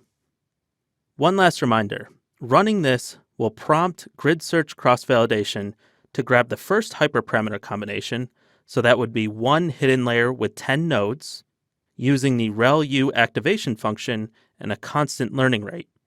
And it will use that setting, run cross-validation, store the result, and it'll do this for each hyperparameter combination. So let's go ahead and run this. Okay, so the same caveat as before applies, that you will likely get different results than I get if you're following along at home. Now let's address this warning first. Again, this is a warning, not an error. So it's a convergence warning. That's just something that scikit-learn wants to let us know about. So there's an internal max iterations hyperparameter within multi-layer perceptron. And this just controls how many iterations it will allow to find an optimal model before it stops trying to optimize. So we could theoretically run this again and just change that max iterations hyperparameter from 200 to say 500, but it probably wouldn't really change the results at all. So let's actually dig into the results. So scroll down here. So the amount of times that we're seeing this convergence warning print out is just a reminder of how many models are actually being fit within grid search CV. So again, we have 3 settings for hidden layer sizes, 3 settings for activation, and 3 settings for learning rate. So altogether, that's 27 separate models that is being fit within grid search CV. And every time it's being fit, it's throwing this model. So essentially, we see it 27 times.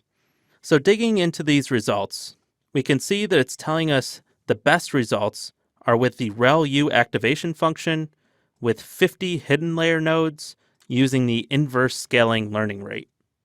We can see that this is generating 80.7% accuracy, which is a little bit better than we saw with both logistic regression and with SVM. So you can dig through these results more on your own, but there's 2 things that I want to call out. If you scroll through these results, you'll see that pretty much for all different combinations, the model with only 10 hidden nodes appears to be a little bit too simple, as increasing it to 50 or 100 improved the results pretty much across the board. In addition to that, the rel_u activation function and hyperbolic tangent activation function appear to generate better results than the logistic activation function for this given problem. So let's go ahead and print out our best estimator from grid search CV. And you can see that the optimal settings are stored here. But there's 2 other things that I want to call out here. I talked about this initial learning rate earlier on when we were talking about the hyperparameters. You can see the optimal hyperparameter settings stored here. But there's 2 other things that I'd like to call out. You'll see here this initial learning rate that I discussed earlier. That's set to 0.001. And how that changes throughout the optimization process is governed by this learning rate hyperparameter that we tuned for, and we chose the inverse scaling option as the best option. The other thing that I'll call out is this max iterations hyperparameter. This is what was giving us this convergence warning that we were seeing before. So again, we could have changed this from 200 to 500, and it probably would have gotten rid of this convergence warning, but it probably wouldn't have changed our results at all.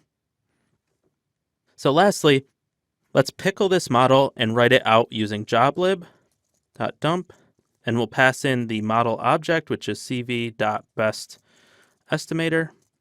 and then we'll tell it where to write out to, and we'll write it out to the same place that we stored our logistic regression and SVM models. We'll call mlp_model.pickle. So now we've written that out. In the next chapter, we're going to explore random forest. In this first lesson in the random forest chapter, we'll start with learning what random forest is from a high level. Before then, in the next few lessons, diving into when we use it, what some of the key hyperparameters are, and then we'll fit an actual model. So contrary to some of the other algorithms that we've seen before, random forest is actually fairly easy to understand. Random forest just merges a collection of independent decision trees to get a more accurate and stable prediction. Now keep that word independent in the back of your mind. It's actually quite important, and I'll explain why in a couple minutes. So random forest is a type of ensemble method. An ensemble combines several machine learning models to decrease both bias and variance. If you're not too familiar with the bias-variance trade-off, feel free to go check out the Applied Machine Learning Foundations course where we spend a full chapter on this. The overall idea here is that multiple models are fit and each key in on different aspects of the data. And combining all these models ultimately generates better predictions together than any of those single models on their own. So let's look at a quick example of what this actually looks like. We'll start with what training looks like, and then we'll look at what it's like to test the model. In training, this algorithm will take n samples from the training data. I just want to mention that this is sampling with replacement. So that means one single example is likely to appear in multiple different samples. Then the next step is you take a sample of features to be used for each of the data samples. So in our Titanic data set, if we have 7 features, in each of these data samples, maybe we'll sample 4 or 5 of those features to be used.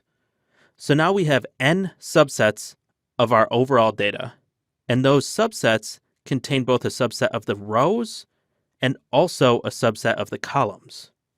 Then for each feature and data subset, the algorithm will build a decision tree to try to generate the most accurate results. And it's important to realize that these decision trees are all developed on their own. They do not know what any of the other trees are doing. And this is an important distinction to draw before we look at boosting in the next chapter. So in summary, we would have n trees that are all built independently on different subsets of data. It's important that these trees are all independent because you want each decision tree to key in on different relationships in the data, and this will ultimately generate the best predictions. Speaking of predictions, let's look at how we get there. So all I did here was basically just copy those trees that were fit on the training data from the last slide into this slide. So these represent a stored, fit, concrete model. So we would take an example from the test set. We'll just call it example A. Then you would pass example A into all n trees that were built in training, and that example would traverse down the tree based on its features. Then each of the n trees will generate a prediction. So perhaps looking at that left-handmost tree, maybe that's saying that example A has a cabin, then move on to the second layer of the tree. Maybe it says this person paid over $50. Then maybe we move on to the third layer and say, okay, this person is a female. Based on those features, this model will predict that this person would survive. Now the splits and the features on the second tree will be totally different, so it's possible to get a different prediction. So you'll now have n predictions for example A, one from each tree. Then the random forest algorithm will basically just aggregate all of those predictions together, and based on voting with majority rules, it will make a final prediction. So in this case, it would just say that the person survived. Now that you have a basic understanding of what random forest looks like, in the next lesson, we'll learn when we should consider using it and when we should not. In this lesson, we're going to talk about when you should and should not use random forest. Just like we saw with multi-layer perceptron, and contrary to logistic regression and SVM, random forest works quite well for problems with both categorical and continuous target variables. One of my favorite things about random forest is that it has an attribute that lays out the importance of each predictor that you're working with. This is really helpful to understand the relationships and the power of the features that you're using in your model. Random forest is great as a quick benchmark model. It tends to perform quite well, it's relatively fast to train, and it's really quite flexible in the type of data that it plays well with. On that note, when you have really messy data with missing values, outliers, and maybe skewed data, random forest deals really well with that kind of data. So when should we not use this? While random forest is fairly fast, flexible, and performs quite well, it's not necessarily likely to be the best model for any given problem. If you want a quick model that gets you 90% of the way there, it might be the right tool for the job. But if you really need to get 100% of the way there and extract all possible value out of the data, random forest might not be the right tool. While it's nice to understand the features, and the decision trees on their own can be fairly easy to understand, when you have a random forest of hundreds of decision trees, it can be hard to interpret what's really happening across that entire model. So if you need to see the details within the model, random forest might not be the right choice for you. So random forest is relatively quick to train, but it's not quite as quick to make predictions. Overall, random forest is a tremendously flexible, relatively fast tool that plays well with different data and can give you relatively good performance. It doesn't always give you the best performance, but it is a really nice Swiss Army knife to have in your toolset. In this lesson, we'll explore some of the key hyperparameters for random forest. Let's start by importing both random forest classifier and random forest regressor. So, from scikit-learn.ensemble, import random forest classifier, random forest regressor. And then we'll just go ahead and print out random forest classifier, and we'll print out random forest regressor so that we can look at the hyperparameter values. So go ahead and run that. So here are all the potential hyperparameters that we could tune. Just like multi-layer perceptron, this is a much larger set of hyperparameters than we saw for logistic regression and SVM. And I'd just like to call out one thing. We saw in multi-layer perceptron that both the classifier and the regressor had the exact same hyperparameters that you could tune. If you dig into the hyperparameters for random forest classifier and random forest regressor, you'll see that there are some differences. We're just going to focus on random forest classifier because that's what we'll be using for the Titanic dataset. So there are two key hyperparameters that we'll be looking at here. The first is n estimators, and that's just the number of estimators that we're going to be using. And the second is max depth, and that's just going to be the depth of the trees. So let's dig into those a little bit more. Let's quickly revisit what random forest looks like in the training stage. The most important part of this is that it's building n independent decision trees. The n estimators hyperparameter is really straightforward. It simply controls how many individual decision trees are built. And the max depth hyperparameter controls how deep each of those individual decision trees can go. So in other words, a decision tree can keep splitting and splitting until it basically has a node that represents every given example in the training set. By setting max depth, it constrains how many levels of splits it can make. In other words, it controls the complexity of the model and determines how closely it will fit to the training data. So let's quickly overlay this on our diagram, and you can see that more or less n estimators controls the width of the random forest model, if you want to think about it in that way, and max depth controls the depth of the model. Now in the next lesson, we'll dive into actually building a random forest model on our Titanic dataset. In this final lesson in the random forest chapter, we're going to try to build the best model we can on this Titanic dataset by tuning the random forest hyperparameters using grid search CV. So let's start by importing the same packages that we've been importing for the last few chapters, and then we'll read in the training features and the training labels. This image provides a quick reminder of what the two hyperparameters are that we'll be tuning. Number of estimators simply represents how many individual decision trees to build, and max depth dictates how deep each of those decision trees can go. So let's go ahead and run this cell that has the function that will help us print out all of our results. And then to do grid search CV, we have random forest classifier stored as RF, and then we just need to define our hyperparameter dictionary. One more reminder that the keys in this dictionary need to align with the name of the hyperparameters that would be passed into random forest classifier. And then we just need to define the list of settings that we want to test for each hyperparameter. So for number of estimators, we'll test out building 5 decision trees, 50 decision trees, and 250 decision trees. And then for max depth, we'll test out 2, 4, 8, 16, 32, and none. And again, that'll control how deep each of these 5, 50, and 250 decision trees can go. This none setting will let the tree go as deep as it wants until it reaches some level of training error tolerance that's defined within random forest classifier. So now we want to go ahead and call grid search CV, and we'll pass in our model object, our hyperparameter dictionary, and then we'll tell it we want to do 5-fold cross-validation. We'll store that as CV, and then we just need to pass in our training features and our training labels. And don't forget to convert those training labels from a column vector into an array by appending .values.ravel. And again, this will run 5-fold cross-validation for each hyperparameter setting combination. And then let's just go ahead and print out our results using the print results function that we defined above. And let's go ahead and run this.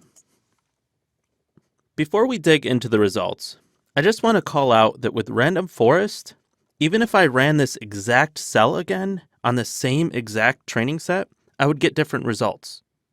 That's because each time you run random forest, it is randomly sampling rows and columns internally, like we discussed in the first lesson, to build each individual decision tree.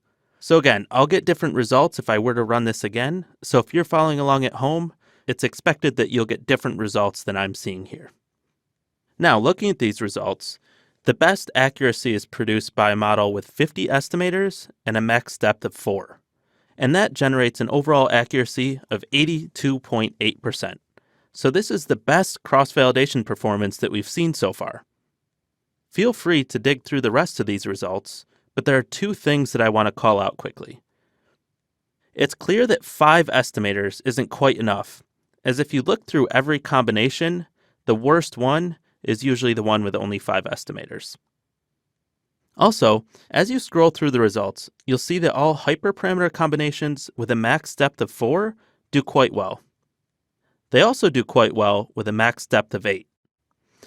But you also notice that it really starts to fall off after that max depth of 8, which indicates that they might be overfitting just a little bit.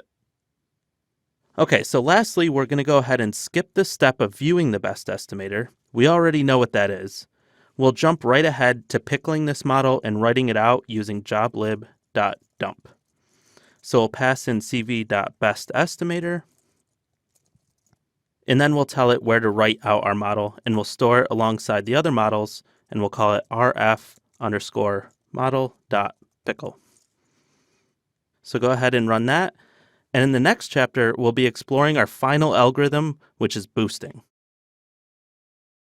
In this final chapter, before we compare all of our best models on the validation set, we're going to cover boosting. Boosting is an ensemble method that aggregates a number of weak models to create one strong model. Now, what do we mean by weak model and strong model? By weak model, we mean a model where its predictions are only slightly better than random guessing. So for instance, if it's a binary outcome, then we roughly have a 50% chance of getting the right answer just by guessing. A weak model would only be slightly better than 50% accuracy. A strong model is one where its predictions are very strongly correlated with the actual outcome, or the true classification. To put it another way, boosting iteratively builds weak models where each one learns from the previous model's mistakes. So in the end, as a whole, it has constantly improved by learning from its own mistakes to generate really powerful predictions. Now we mentioned the word ensemble again with boosting. we learned about ensemble methods in our last chapter on random forest. The big difference between random forest and boosting is that each individual model or decision tree in random forest was built independently. Each tree did not know what any of the other trees were doing. That is not the case with boosting. In boosting, each successive model learns from the mistakes of the ones before it, so they're not independent. So let's look at a diagram. This is just refreshing your memory on what the layout looks like for random forest because the diagram for boosting looks pretty similar.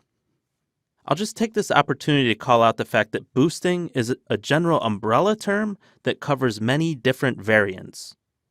We're going to explore a specific type of boosting called gradient boosted trees.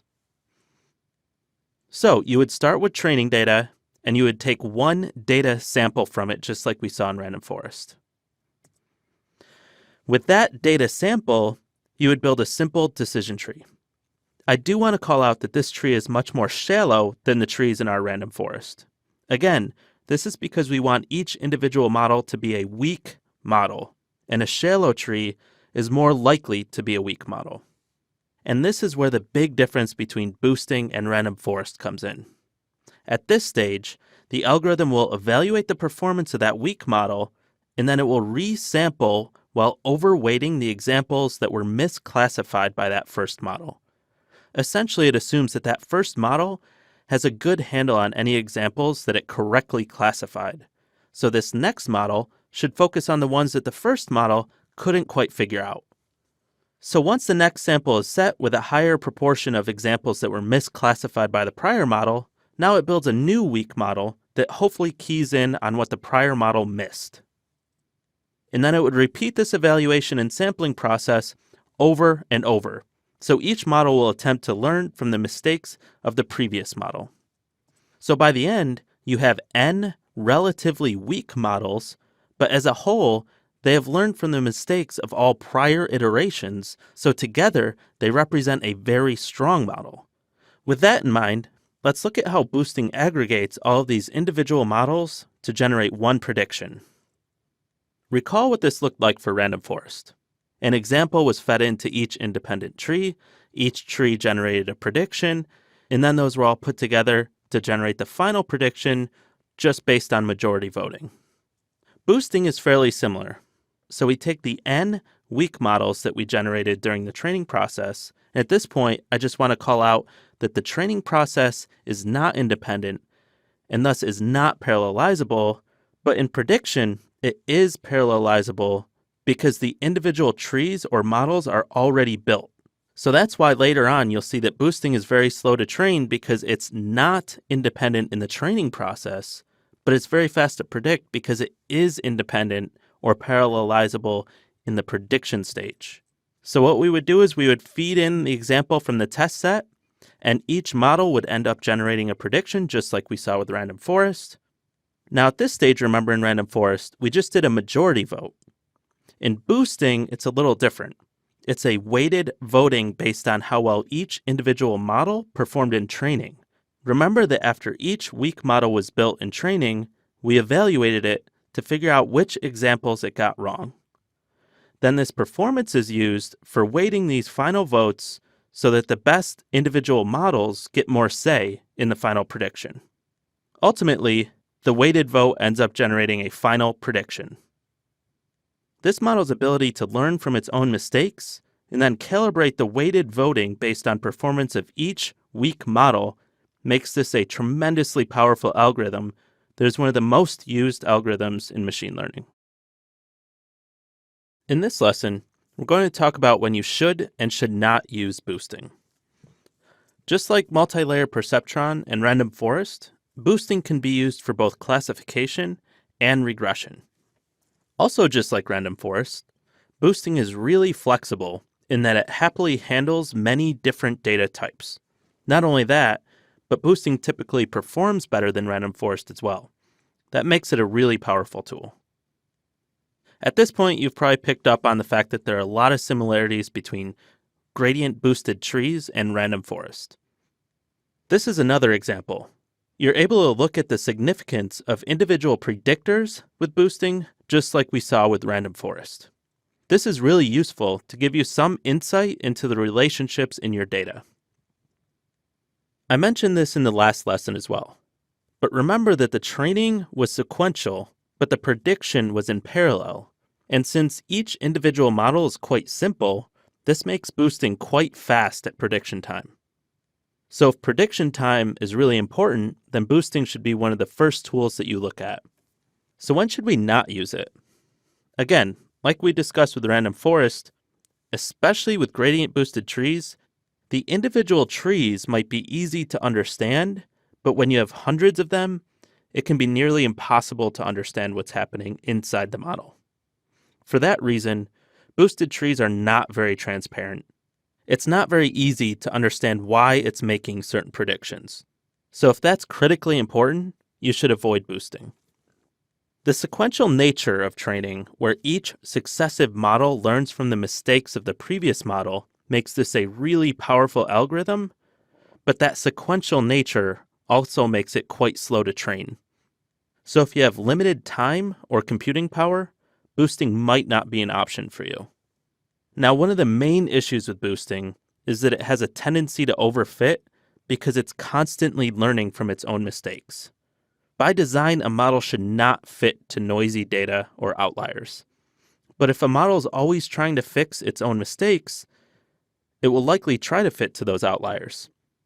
So if your data is very noisy, I won't say that you can't use boosting, but you need to be careful and should be aware of its tendency to try to fit to that noise. So in summary, gradient boosting is one of the most flexible, powerful tools out there, and honestly, you should really consider it for any problem.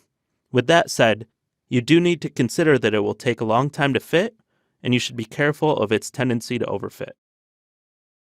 In this lesson, we're going to explore some of the key hyperparameters to tune for boosting. And I'll take one more opportunity to call out that in this chapter, we're looking at gradient boosted trees, which is just one type of boosting. Let's start by importing both gradient boosting classifier and gradient boosting regressor from scikit-learn.ensemble. So from scikit-learn.ensemble, import gradient boosting classifier, gradient boosting regressor. And then we'll just go ahead and print out each one of those model objects to see what hyperparameters they have to tune. So gradient boosting classifier and then gradient boosting regressor. So we can go ahead and run that. So this lesson is actually going to be fairly straightforward because all three hyperparameters that we're looking at have been used in prior chapters. So the first hyperparameter that we're going to be looking at is n estimators. And then the next one we'll be looking at is max depth. We saw both of those with random forest. And then the third hyperparameter that we'll be looking at is learning rate. And we saw that with multi-layer perceptron. Now, there's one key thing that I want to highlight here before we move on. When we used learning rate in multi-layer perceptron, that hyperparameter actually controlled how the learning rate changed throughout the optimization process. Remember that the three settings we looked at were constant, inverse scaling, and adaptive, while the actual initial learning rate was controlled by a learning rate init parameter. Now, learning rate for gradient boosting is a little bit different, as this learning rate hyperparameter controls the actual value of learning rate, and it stays constant across the whole optimization process. That's why here you can see the default value is 0.1 instead of something like constant or inverse scaling. In other words, this learning rate hyperparameter is the equivalent to learning rate init in multi-layer perceptron when that learning rate parameter was set to constant. So let's dig into these hyperparameters one more time as a refresher. Let's start by revisiting this random forest diagram. Recall that the max depth here referred to the depth of each individual tree, and n estimators referred to the number of trees. So the same will be true of boosting. N estimators refers to the number of trees that we're building, and max depth refers to the depth of each individual tree. One thing to call out here is that because gradient boosting really focuses on building individual weak learners, the max depth for boosting will typically be lower than you would set the max depth for random forest. In other words, the trees for boosting should be shallower than the trees for random forest. This may seem counterintuitive, but boosting actually works much better when each individual tree is a weak model instead of a strong model. And it really all comes back to how the algorithm navigates the bias-variance trade-off. It really requires those high bias, shallow decision trees in order to reduce error and generate better predictions. Lastly, we'll be optimizing learning rate as well. Learning rate facilitates whether the algorithm will find the optimal solution and how quickly it finds that solution. If you set the learning rate too high, you may never find the optimal solution. If you set it too low, you could possibly still not find the optimal solution, or if you do find it, it'll take a really long time to find because each iteration will take a step that is much too small. In this final lesson, before we compare all these algorithms against one another on the validation set, we'll fit the best gradient boosting model we can by using Grid Search CV to tune 3 key hyperparameters. Let's go ahead and import the same packages that we've been using throughout this course, and we'll read in our training features and our training labels. Now, just a reminder of what the 3 key hyperparameters are that we'll be tuning. Number of estimators simply represents how many individual decision trees we need to build. Max depth indicates how deep each of those trees will go. And then learning rate controls how quickly this algorithm will try to find the optimal solution.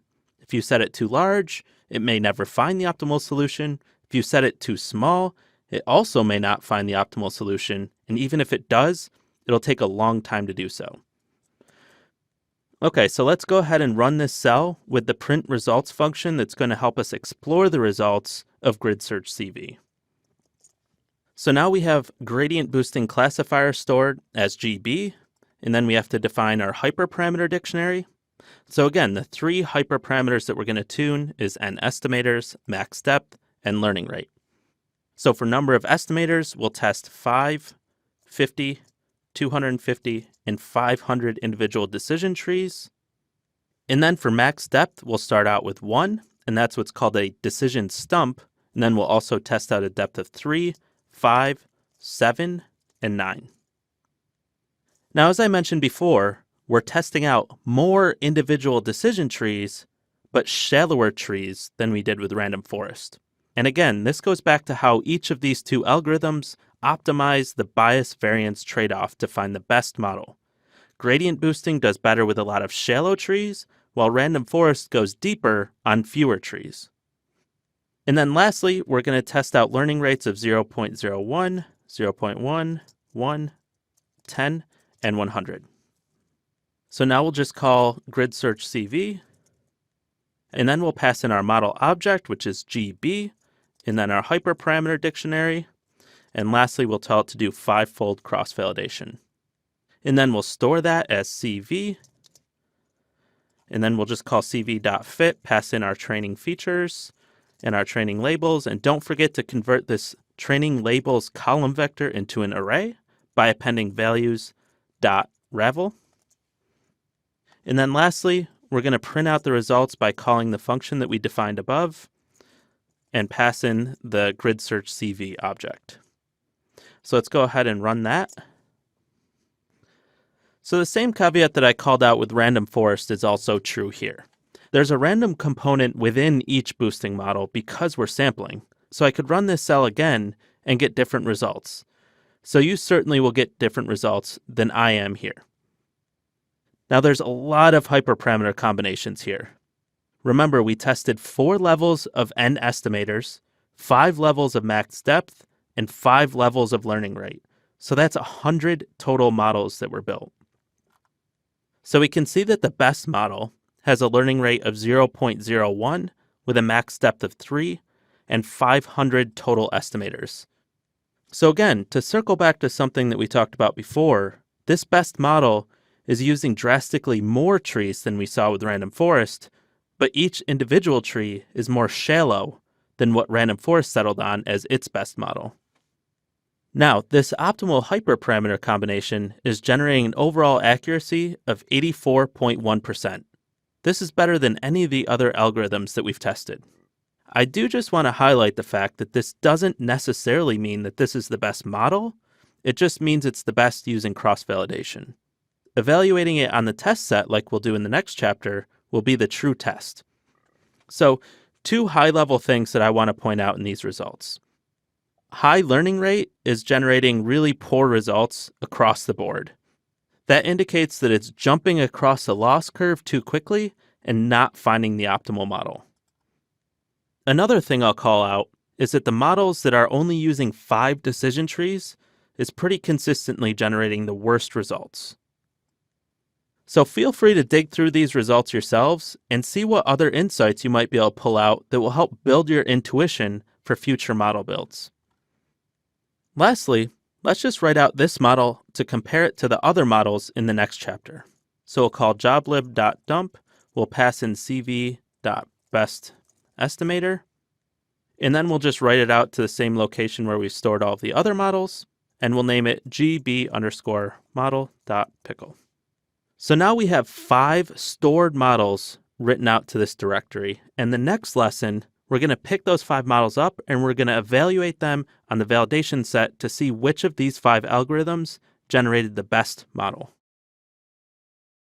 In this chapter, we're going to take a step back, consider everything we've done and learned so far, and work our way towards understanding how all of these algorithms compare both on a conceptual level and based on actual performance. But before we get there, you might be wondering why it's necessary to look at so many different algorithms for one problem. Are 5 different algorithms really necessary? Can't we just decide which algorithm works best and use that for every problem? Well, we did look at when you should and shouldn't use each of these algorithms, and that's all in order to figure out the best model for this given problem. Each problem has their constraints, whether it's limited data, performance thresholds, or compute power limitations. We need to weigh the strengths of each algorithm to determine which one is the right tool for the job. This isn't one size fits all. There's this no free lunch theorem, which states that no single algorithm works for every problem. It'd be great if it did. It'd make it really easy on us to just say, we'll use random forest for every problem and it's going to be the best model. But the great thing is, because this is not one size fits all, just by taking this course, you've given yourself a competitive advantage by understanding the trade-offs of all of these algorithms and being able to decide which one is the right tool for the job. So where's this leave us? Well, we know some of the tendencies and strengths of each algorithm, so we can use that to kind of narrow down the algorithms that we're considering for a given problem. But what are the questions that we need to be asking? While learning when to use certain algorithms and when not to use certain algorithms, you probably noticed that we kind of started to align around some common themes that we're comparing these algorithms across. We're going to use these next few slides to make these questions that you need to ask just a little bit more concrete. Generally, these questions fall into 2 broad categories: accuracy and latency. So we'll start with latency. How long will this model take to train? We talked about how logistic regression is really fast to train, while gradient boosting and SVM are quite slow. So if you have limited compute power or limited time, then you'll want to lean towards logistic regression. The next question is, how long will it take to make predictions? Again, we talked about how gradient boosting is quite fast in making predictions, so maybe if you have a lot of real-time data coming in that you need to make really fast, real-time predictions on, then you might want to consider gradient boosting. Now moving over to accuracy, what does our data look like? Is it short and fat? Is it long and skinny? For instance, if it's short and fat, in other words, it has a lot of features but very few rows, we talked about how SVM does quite well in this space. The next question is just how complex is this data set? Are there clear connections that should be easy to pick up on? If so, then we should start thinking about prioritizing time to train or predict. However, if the relationships are really complex, then we'll probably start thinking about something like gradient boosting, multi-layer perceptrons, or SVM, where they take a little longer to train, but they're much better at picking up on these really complex relationships. Lastly, how messy is our data? If there are a ton of outliers, then SVM is probably a good choice, while gradient boosting probably is not because it's likely to overfit to those outliers. So where does this leave us? Well, using the tendencies and strengths of the algorithms, we can kind of narrow down the algorithms considered for a given problem, but the bottom line is, sometimes we just don't know which algorithm will perform best, so we just need to test a few and see which actually does perform best on the data that we have. Generally, you'll start with maybe 6 or 7 algorithms to consider, you'll narrow it down to 3 or 4 with these questions in this lesson, and then you'll just test those 3 or 4 with various hyperparameter settings to try to find the best model for the data and problem that you have in front of you. Throughout the chapters in this course, we've dug into the details about each of the 5 algorithms, and we've learned about some of the strengths and weaknesses of each. Let's now zoom out and compare these 5 algorithms across 6 key dimensions before we run an actual performance comparison of our stored models on our validation set in the next lesson. So the 6 dimensions that we'll compare these algorithms across are problem type, time to train, time to make predictions, interpretability, performance, and performance on limited data. I also just want to offer the same caveat that I've mentioned numerous times before. This is merely a guide, not hard and fast rules. There are so many factors in play here, this is just to help you along until you have enough experience to generate your own intuition for when to use each of these algorithms. Now, for problem type, logistic regression and SVM can only be used for classification. In other words, they can only be used for problems with a categorical target variable. Caveat that SVM can be used for regression, but it's quite rare. Multi-layer perceptron, random forest, and boosted trees can be used for both classification and regression. In other words, they can be used for both categorical and continuous target variables. Training speed. This is particularly important if you have a lot of data or you have compute restrictions. In those cases, training speed can be prohibitive. Logistic regression is quite fast. Random forest is relatively fast, and the other 3 are really quite slow, with SVM probably being the slowest. This also will depend on the hyperparameter settings for each algorithm. For prediction speed, boosted trees now joins logistic regression as being quite fast. Again, recall that boosted trees are trained in a sequential manner, but they make predictions in a parallel manner, so it's quite fast. The rest of the algorithms really aren't that slow, but they're definitely a step behind logistic regression and boosted trees. For interpretability, the reality is that none of these models are particularly interpretable. Logistic regression is likely the most interpretable by offering some tools to understand what's going on under the hood. Of the other 4 algorithms, boosted trees and random forest have a slight leg up on multi-layer perceptrons and SVM because at least they offer that feature importance attribute to understand how different features are contributing to your model. But really, in terms of truly understanding how the predictions are being generated, it's really difficult to get a handle on for any of these models. Performance is a big one for obvious reasons. Now, my favorite overall algorithm here is boosted trees. It's slow to train, and it's not interpretable, but it's highly flexible and typically performs very well on almost any problem. Multi-layer perceptrons also perform quite well on most problems, but it's a step behind boosted trees. Random forest and SVM are then a step behind those 2, and logistic regression comes in last on performance. Again, this is subject to things like the size of the data, the shape of the data, how messy your data is. Now, in the big data era, it may seem odd to have a column here for performance on limited data, but you may be quite surprised to learn that a lot of problems in industry deal with relatively small data. SVM is the one that really excels here, especially when you have a lot of features but not a lot of examples. Logistic regression also does quite well with limited data. The main one that is really hurt by limited data is multi-layer perceptron. Where this really takes off is when you have a ton of data. So when you have limited data, multi-layer perceptron is usually not the best choice. Now that we've compared all these algorithms on a conceptual level, let's take all the best models that we've stored throughout each chapter in this course and compare them all based on performance on the validation set. Up to this point, we've learned about 5 separate algorithms. We've done some hyperparameter tuning, we've evaluated the models using cross-validation, and we've saved the best model for each of the 5 algorithms. In this lesson, we're going to pick up the 5 algorithms that were fit on the training set, and we're going to evaluate them against one another on the validation set. So this will give us a view of how the best models generated by each algorithm will do on data that they were not fit on. So this is unseen data. Then we'll select the single best model based on performance on the validation set and evaluate it on the holdout test set to get an unbiased view of how this model will perform on completely unseen data. Let's start by importing the packages that we'll need, and I'll call out that we're importing accuracy, precision, and recall calculators from scikit-learn.metrics, and we'll cover what those mean in just a second. We're also importing this time package that will help us time how long it's taking each of the models to make predictions. And then lastly, we'll read in both features and labels for our validation set and our test set. Now, let's read in the models that we have stored. For ease, since they were all saved to the same name template, I'm going to read these in using a loop, and then we'll store these model objects in a dictionary. So the dictionary will have model name as the key and model object as the value.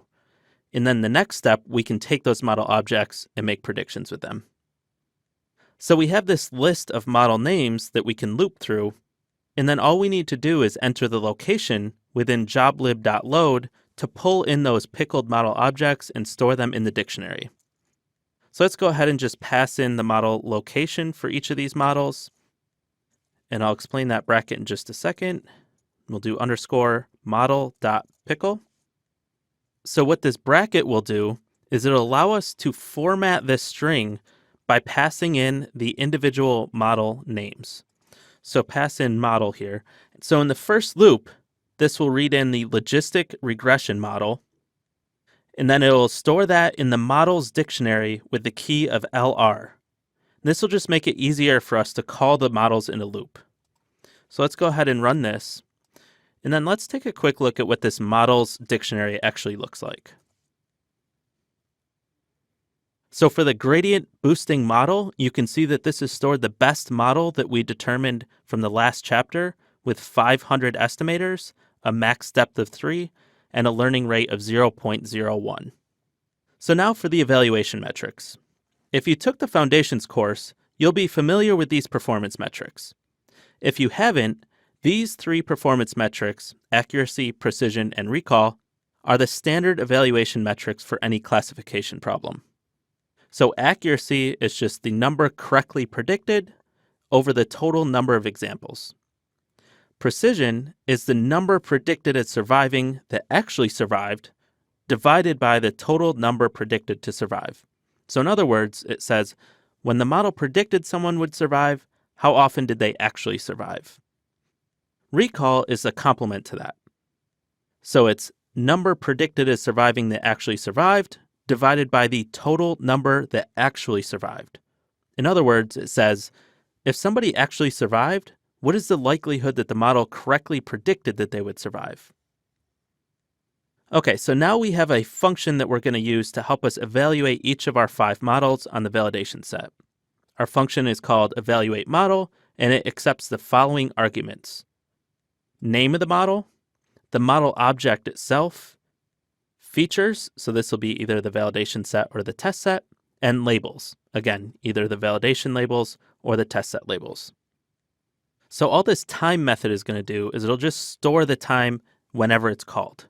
So what we're going to do is between the start and end, we're going to add our predict functionality. So it will store the time immediately before the predict call and then the time immediately after the predict call so that we can calculate how long it took to make the actual predictions. So let's add that predict call. Recall when we talked about how scikit-learn model objects all have the same .fit and .predict API. So these model objects that we've stored in our models dictionary are all scikit-learn model objects. So all we have to do is we have to take this model object that we're passing into the function and do .predict, and then we're going to give it the features for whatever we pass into the function. So either it's the validation set features or the test set features. And what this will do is it'll generate a list of predictions. So let's just store that as pred. So again, now we have an array of predictions stored as pred. And then we can create our accuracy score, our precision score, and our recall score. And all of those functions have the same requirements for the arguments to be passed in. First, it wants the actual labels, and then its predictions. And it'll go through those and compare the labels to the predictions to, again, calculate accuracy, precision, and recall. Then the last step is we'll just print out the results. So let's go ahead and run that cell so we have that stored. So now we have the models dictionary, where the keys are the model names and the values are the stored objects. So let's loop through this models dictionary, where we're going to want to extract the name and the model, so that's the key and the value of the dictionary. And we'll do that by calling models.items. And it's that items call that allows us to split out the key and the value. So now that we have name and model object and we have our features and labels, we can call this evaluate model function. So within each loop, we'll call evaluate model, and we'll pass in the name first, and then the model object. And then right now we want to evaluate this on the validation set, so we'll pass in our validation features and our validation labels. So let's go ahead and run that. Now, before digging into the results, there's one important thing to note. Previously, I mentioned how if I ran, for instance, random forest twice, I'd get different results. It's critical to understand that this was only in the training phase. You can run the same training twice on the exact same data and get two slightly different models. What we're dealing with now is a stored, fit, concrete model. So at this point, if I run this cell twice, I'll get the same exact results. The only difference might be the latency, but the actual accuracy will remain exactly the same. There's a couple things to note here. First, the random forest model is generating the best results on this unseen data. It has the best accuracy, the best precision, and it's tied for the best recall. The second thing to note is random forest also takes the longest to make predictions. So this brings us to a conversation about trade-offs. There are really two types of trade-offs. The first is precision versus recall. In this case, we're lucky because random forest has the best precision and it's tied for the best recall, but typically you have to make a trade-off here. You have to give up some recall for gains in precision or vice versa. Which model you choose will really come down to the problem you're trying to solve or the business use case. For instance, if this is a spam detection problem, then we would optimize for precision. In other words, if your model says that it's spam, it better be spam, or else we'll be blocking real emails that people would want to see. On the other side, if this is a fraud detection model, you're more likely to optimize for recall because missing any one of these real fraudulent transactions could cost thousands or even tens of thousands of dollars. The second trade-off is between overall accuracy, and when I say overall accuracy, I mean precision, recall, and accuracy, and latency. So again, trade-off between overall accuracy and latency. And in our case, our best model, based on accuracy, is also the slowest model to make predictions. So if we're deploying this model in a real-time environment where the prediction speed was critical, perhaps we would choose the gradient boosting model where we're giving up just a little bit of accuracy, but we're reducing the latency by quite a bit. Since we have no such prediction time requirements, we're going to select the random forest model as our best model on this problem. Let's go ahead and evaluate this on the test set. So just like we saw before, let's use our evaluate model function. And recall, this evaluate model function wants you to pass in the model name, the model object, the features to be used to make predictions, and then the labels that those predictions will be compared against. So we're going to manually pass in random forest as the model name, and then we're going to pass in the models dictionary with the RF key, and that will return the scikit-learn model object for the random forest model. Then we'll pass in the test features and the test labels. Now, we should see performance that aligns fairly closely with the validation set. And I just want to highlight that the reason we evaluate both on the validation set and the test set is because we used performance on the validation set to select our best model. So in a sense, the validation set played a role in our selection of what our best model was for this problem. So this test set will not be used for any kind of model selection, so it is a completely unbiased view of how we can expect this model to perform moving forward. Again, ideally we're just looking for performance that is relatively close to what we saw in the validation set. So we do see that performance is relatively close to what we saw on the validation set. Accuracy is just slightly lower, but precision is higher, and recall is just slightly lower. And again, you can see the latency is just a little bit higher, but it's pretty close. So great. Now we've explored around 200 candidate models across 5 different algorithms to try to find the best model for this titanic dataset. We finally narrowed it down to this random forest model with 50 estimators and a max depth of 4.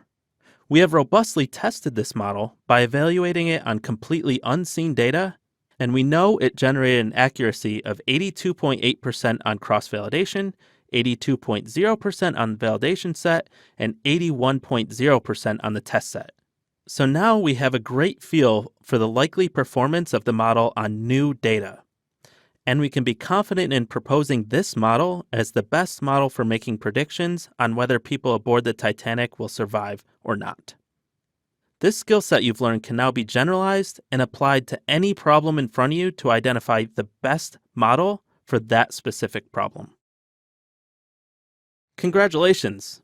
You now understand how 5 of the most powerful machine learning algorithms out there are constructed, when they should be considered, what some of the key hyperparameters are, and how to build a pipeline to test and evaluate all of these algorithms to determine the best model for your problem. This course hasn't just taught you about the algorithms, but it has also taught you how to set up a framework in order to test any algorithm you want in a way that will allow you to select the best model in an unbiased way. These tools will allow you to go beyond simply fitting a model. You can now truly optimize a model that is tailored for the specific problem in front of you. This ability to deliver a powerful, tailored solution is truly invaluable. But don't stop here. There's a few next steps that you could take. If you're interested in learning about additional algorithms, machine learning and AI foundations, classification modeling. Or if you're working on a problem with more data than you can handle on your computer, or if you're just generally interested in cloud computing, it's called Amazon Web Services Machine Learning Essential Training. Lastly, one of the best machine learning resources out there is called Fast.ai. This was started by Jeremy Howard, formerly the president of Kaggle, and they really specialize in making deep learning as practical and tangible as possible through blog posts and free courses. Above all, don't stop here. There's simply no substitute for actually getting your hands dirty and doing this work yourself. That hands-on experience will further hone your technique, skills, and intuition.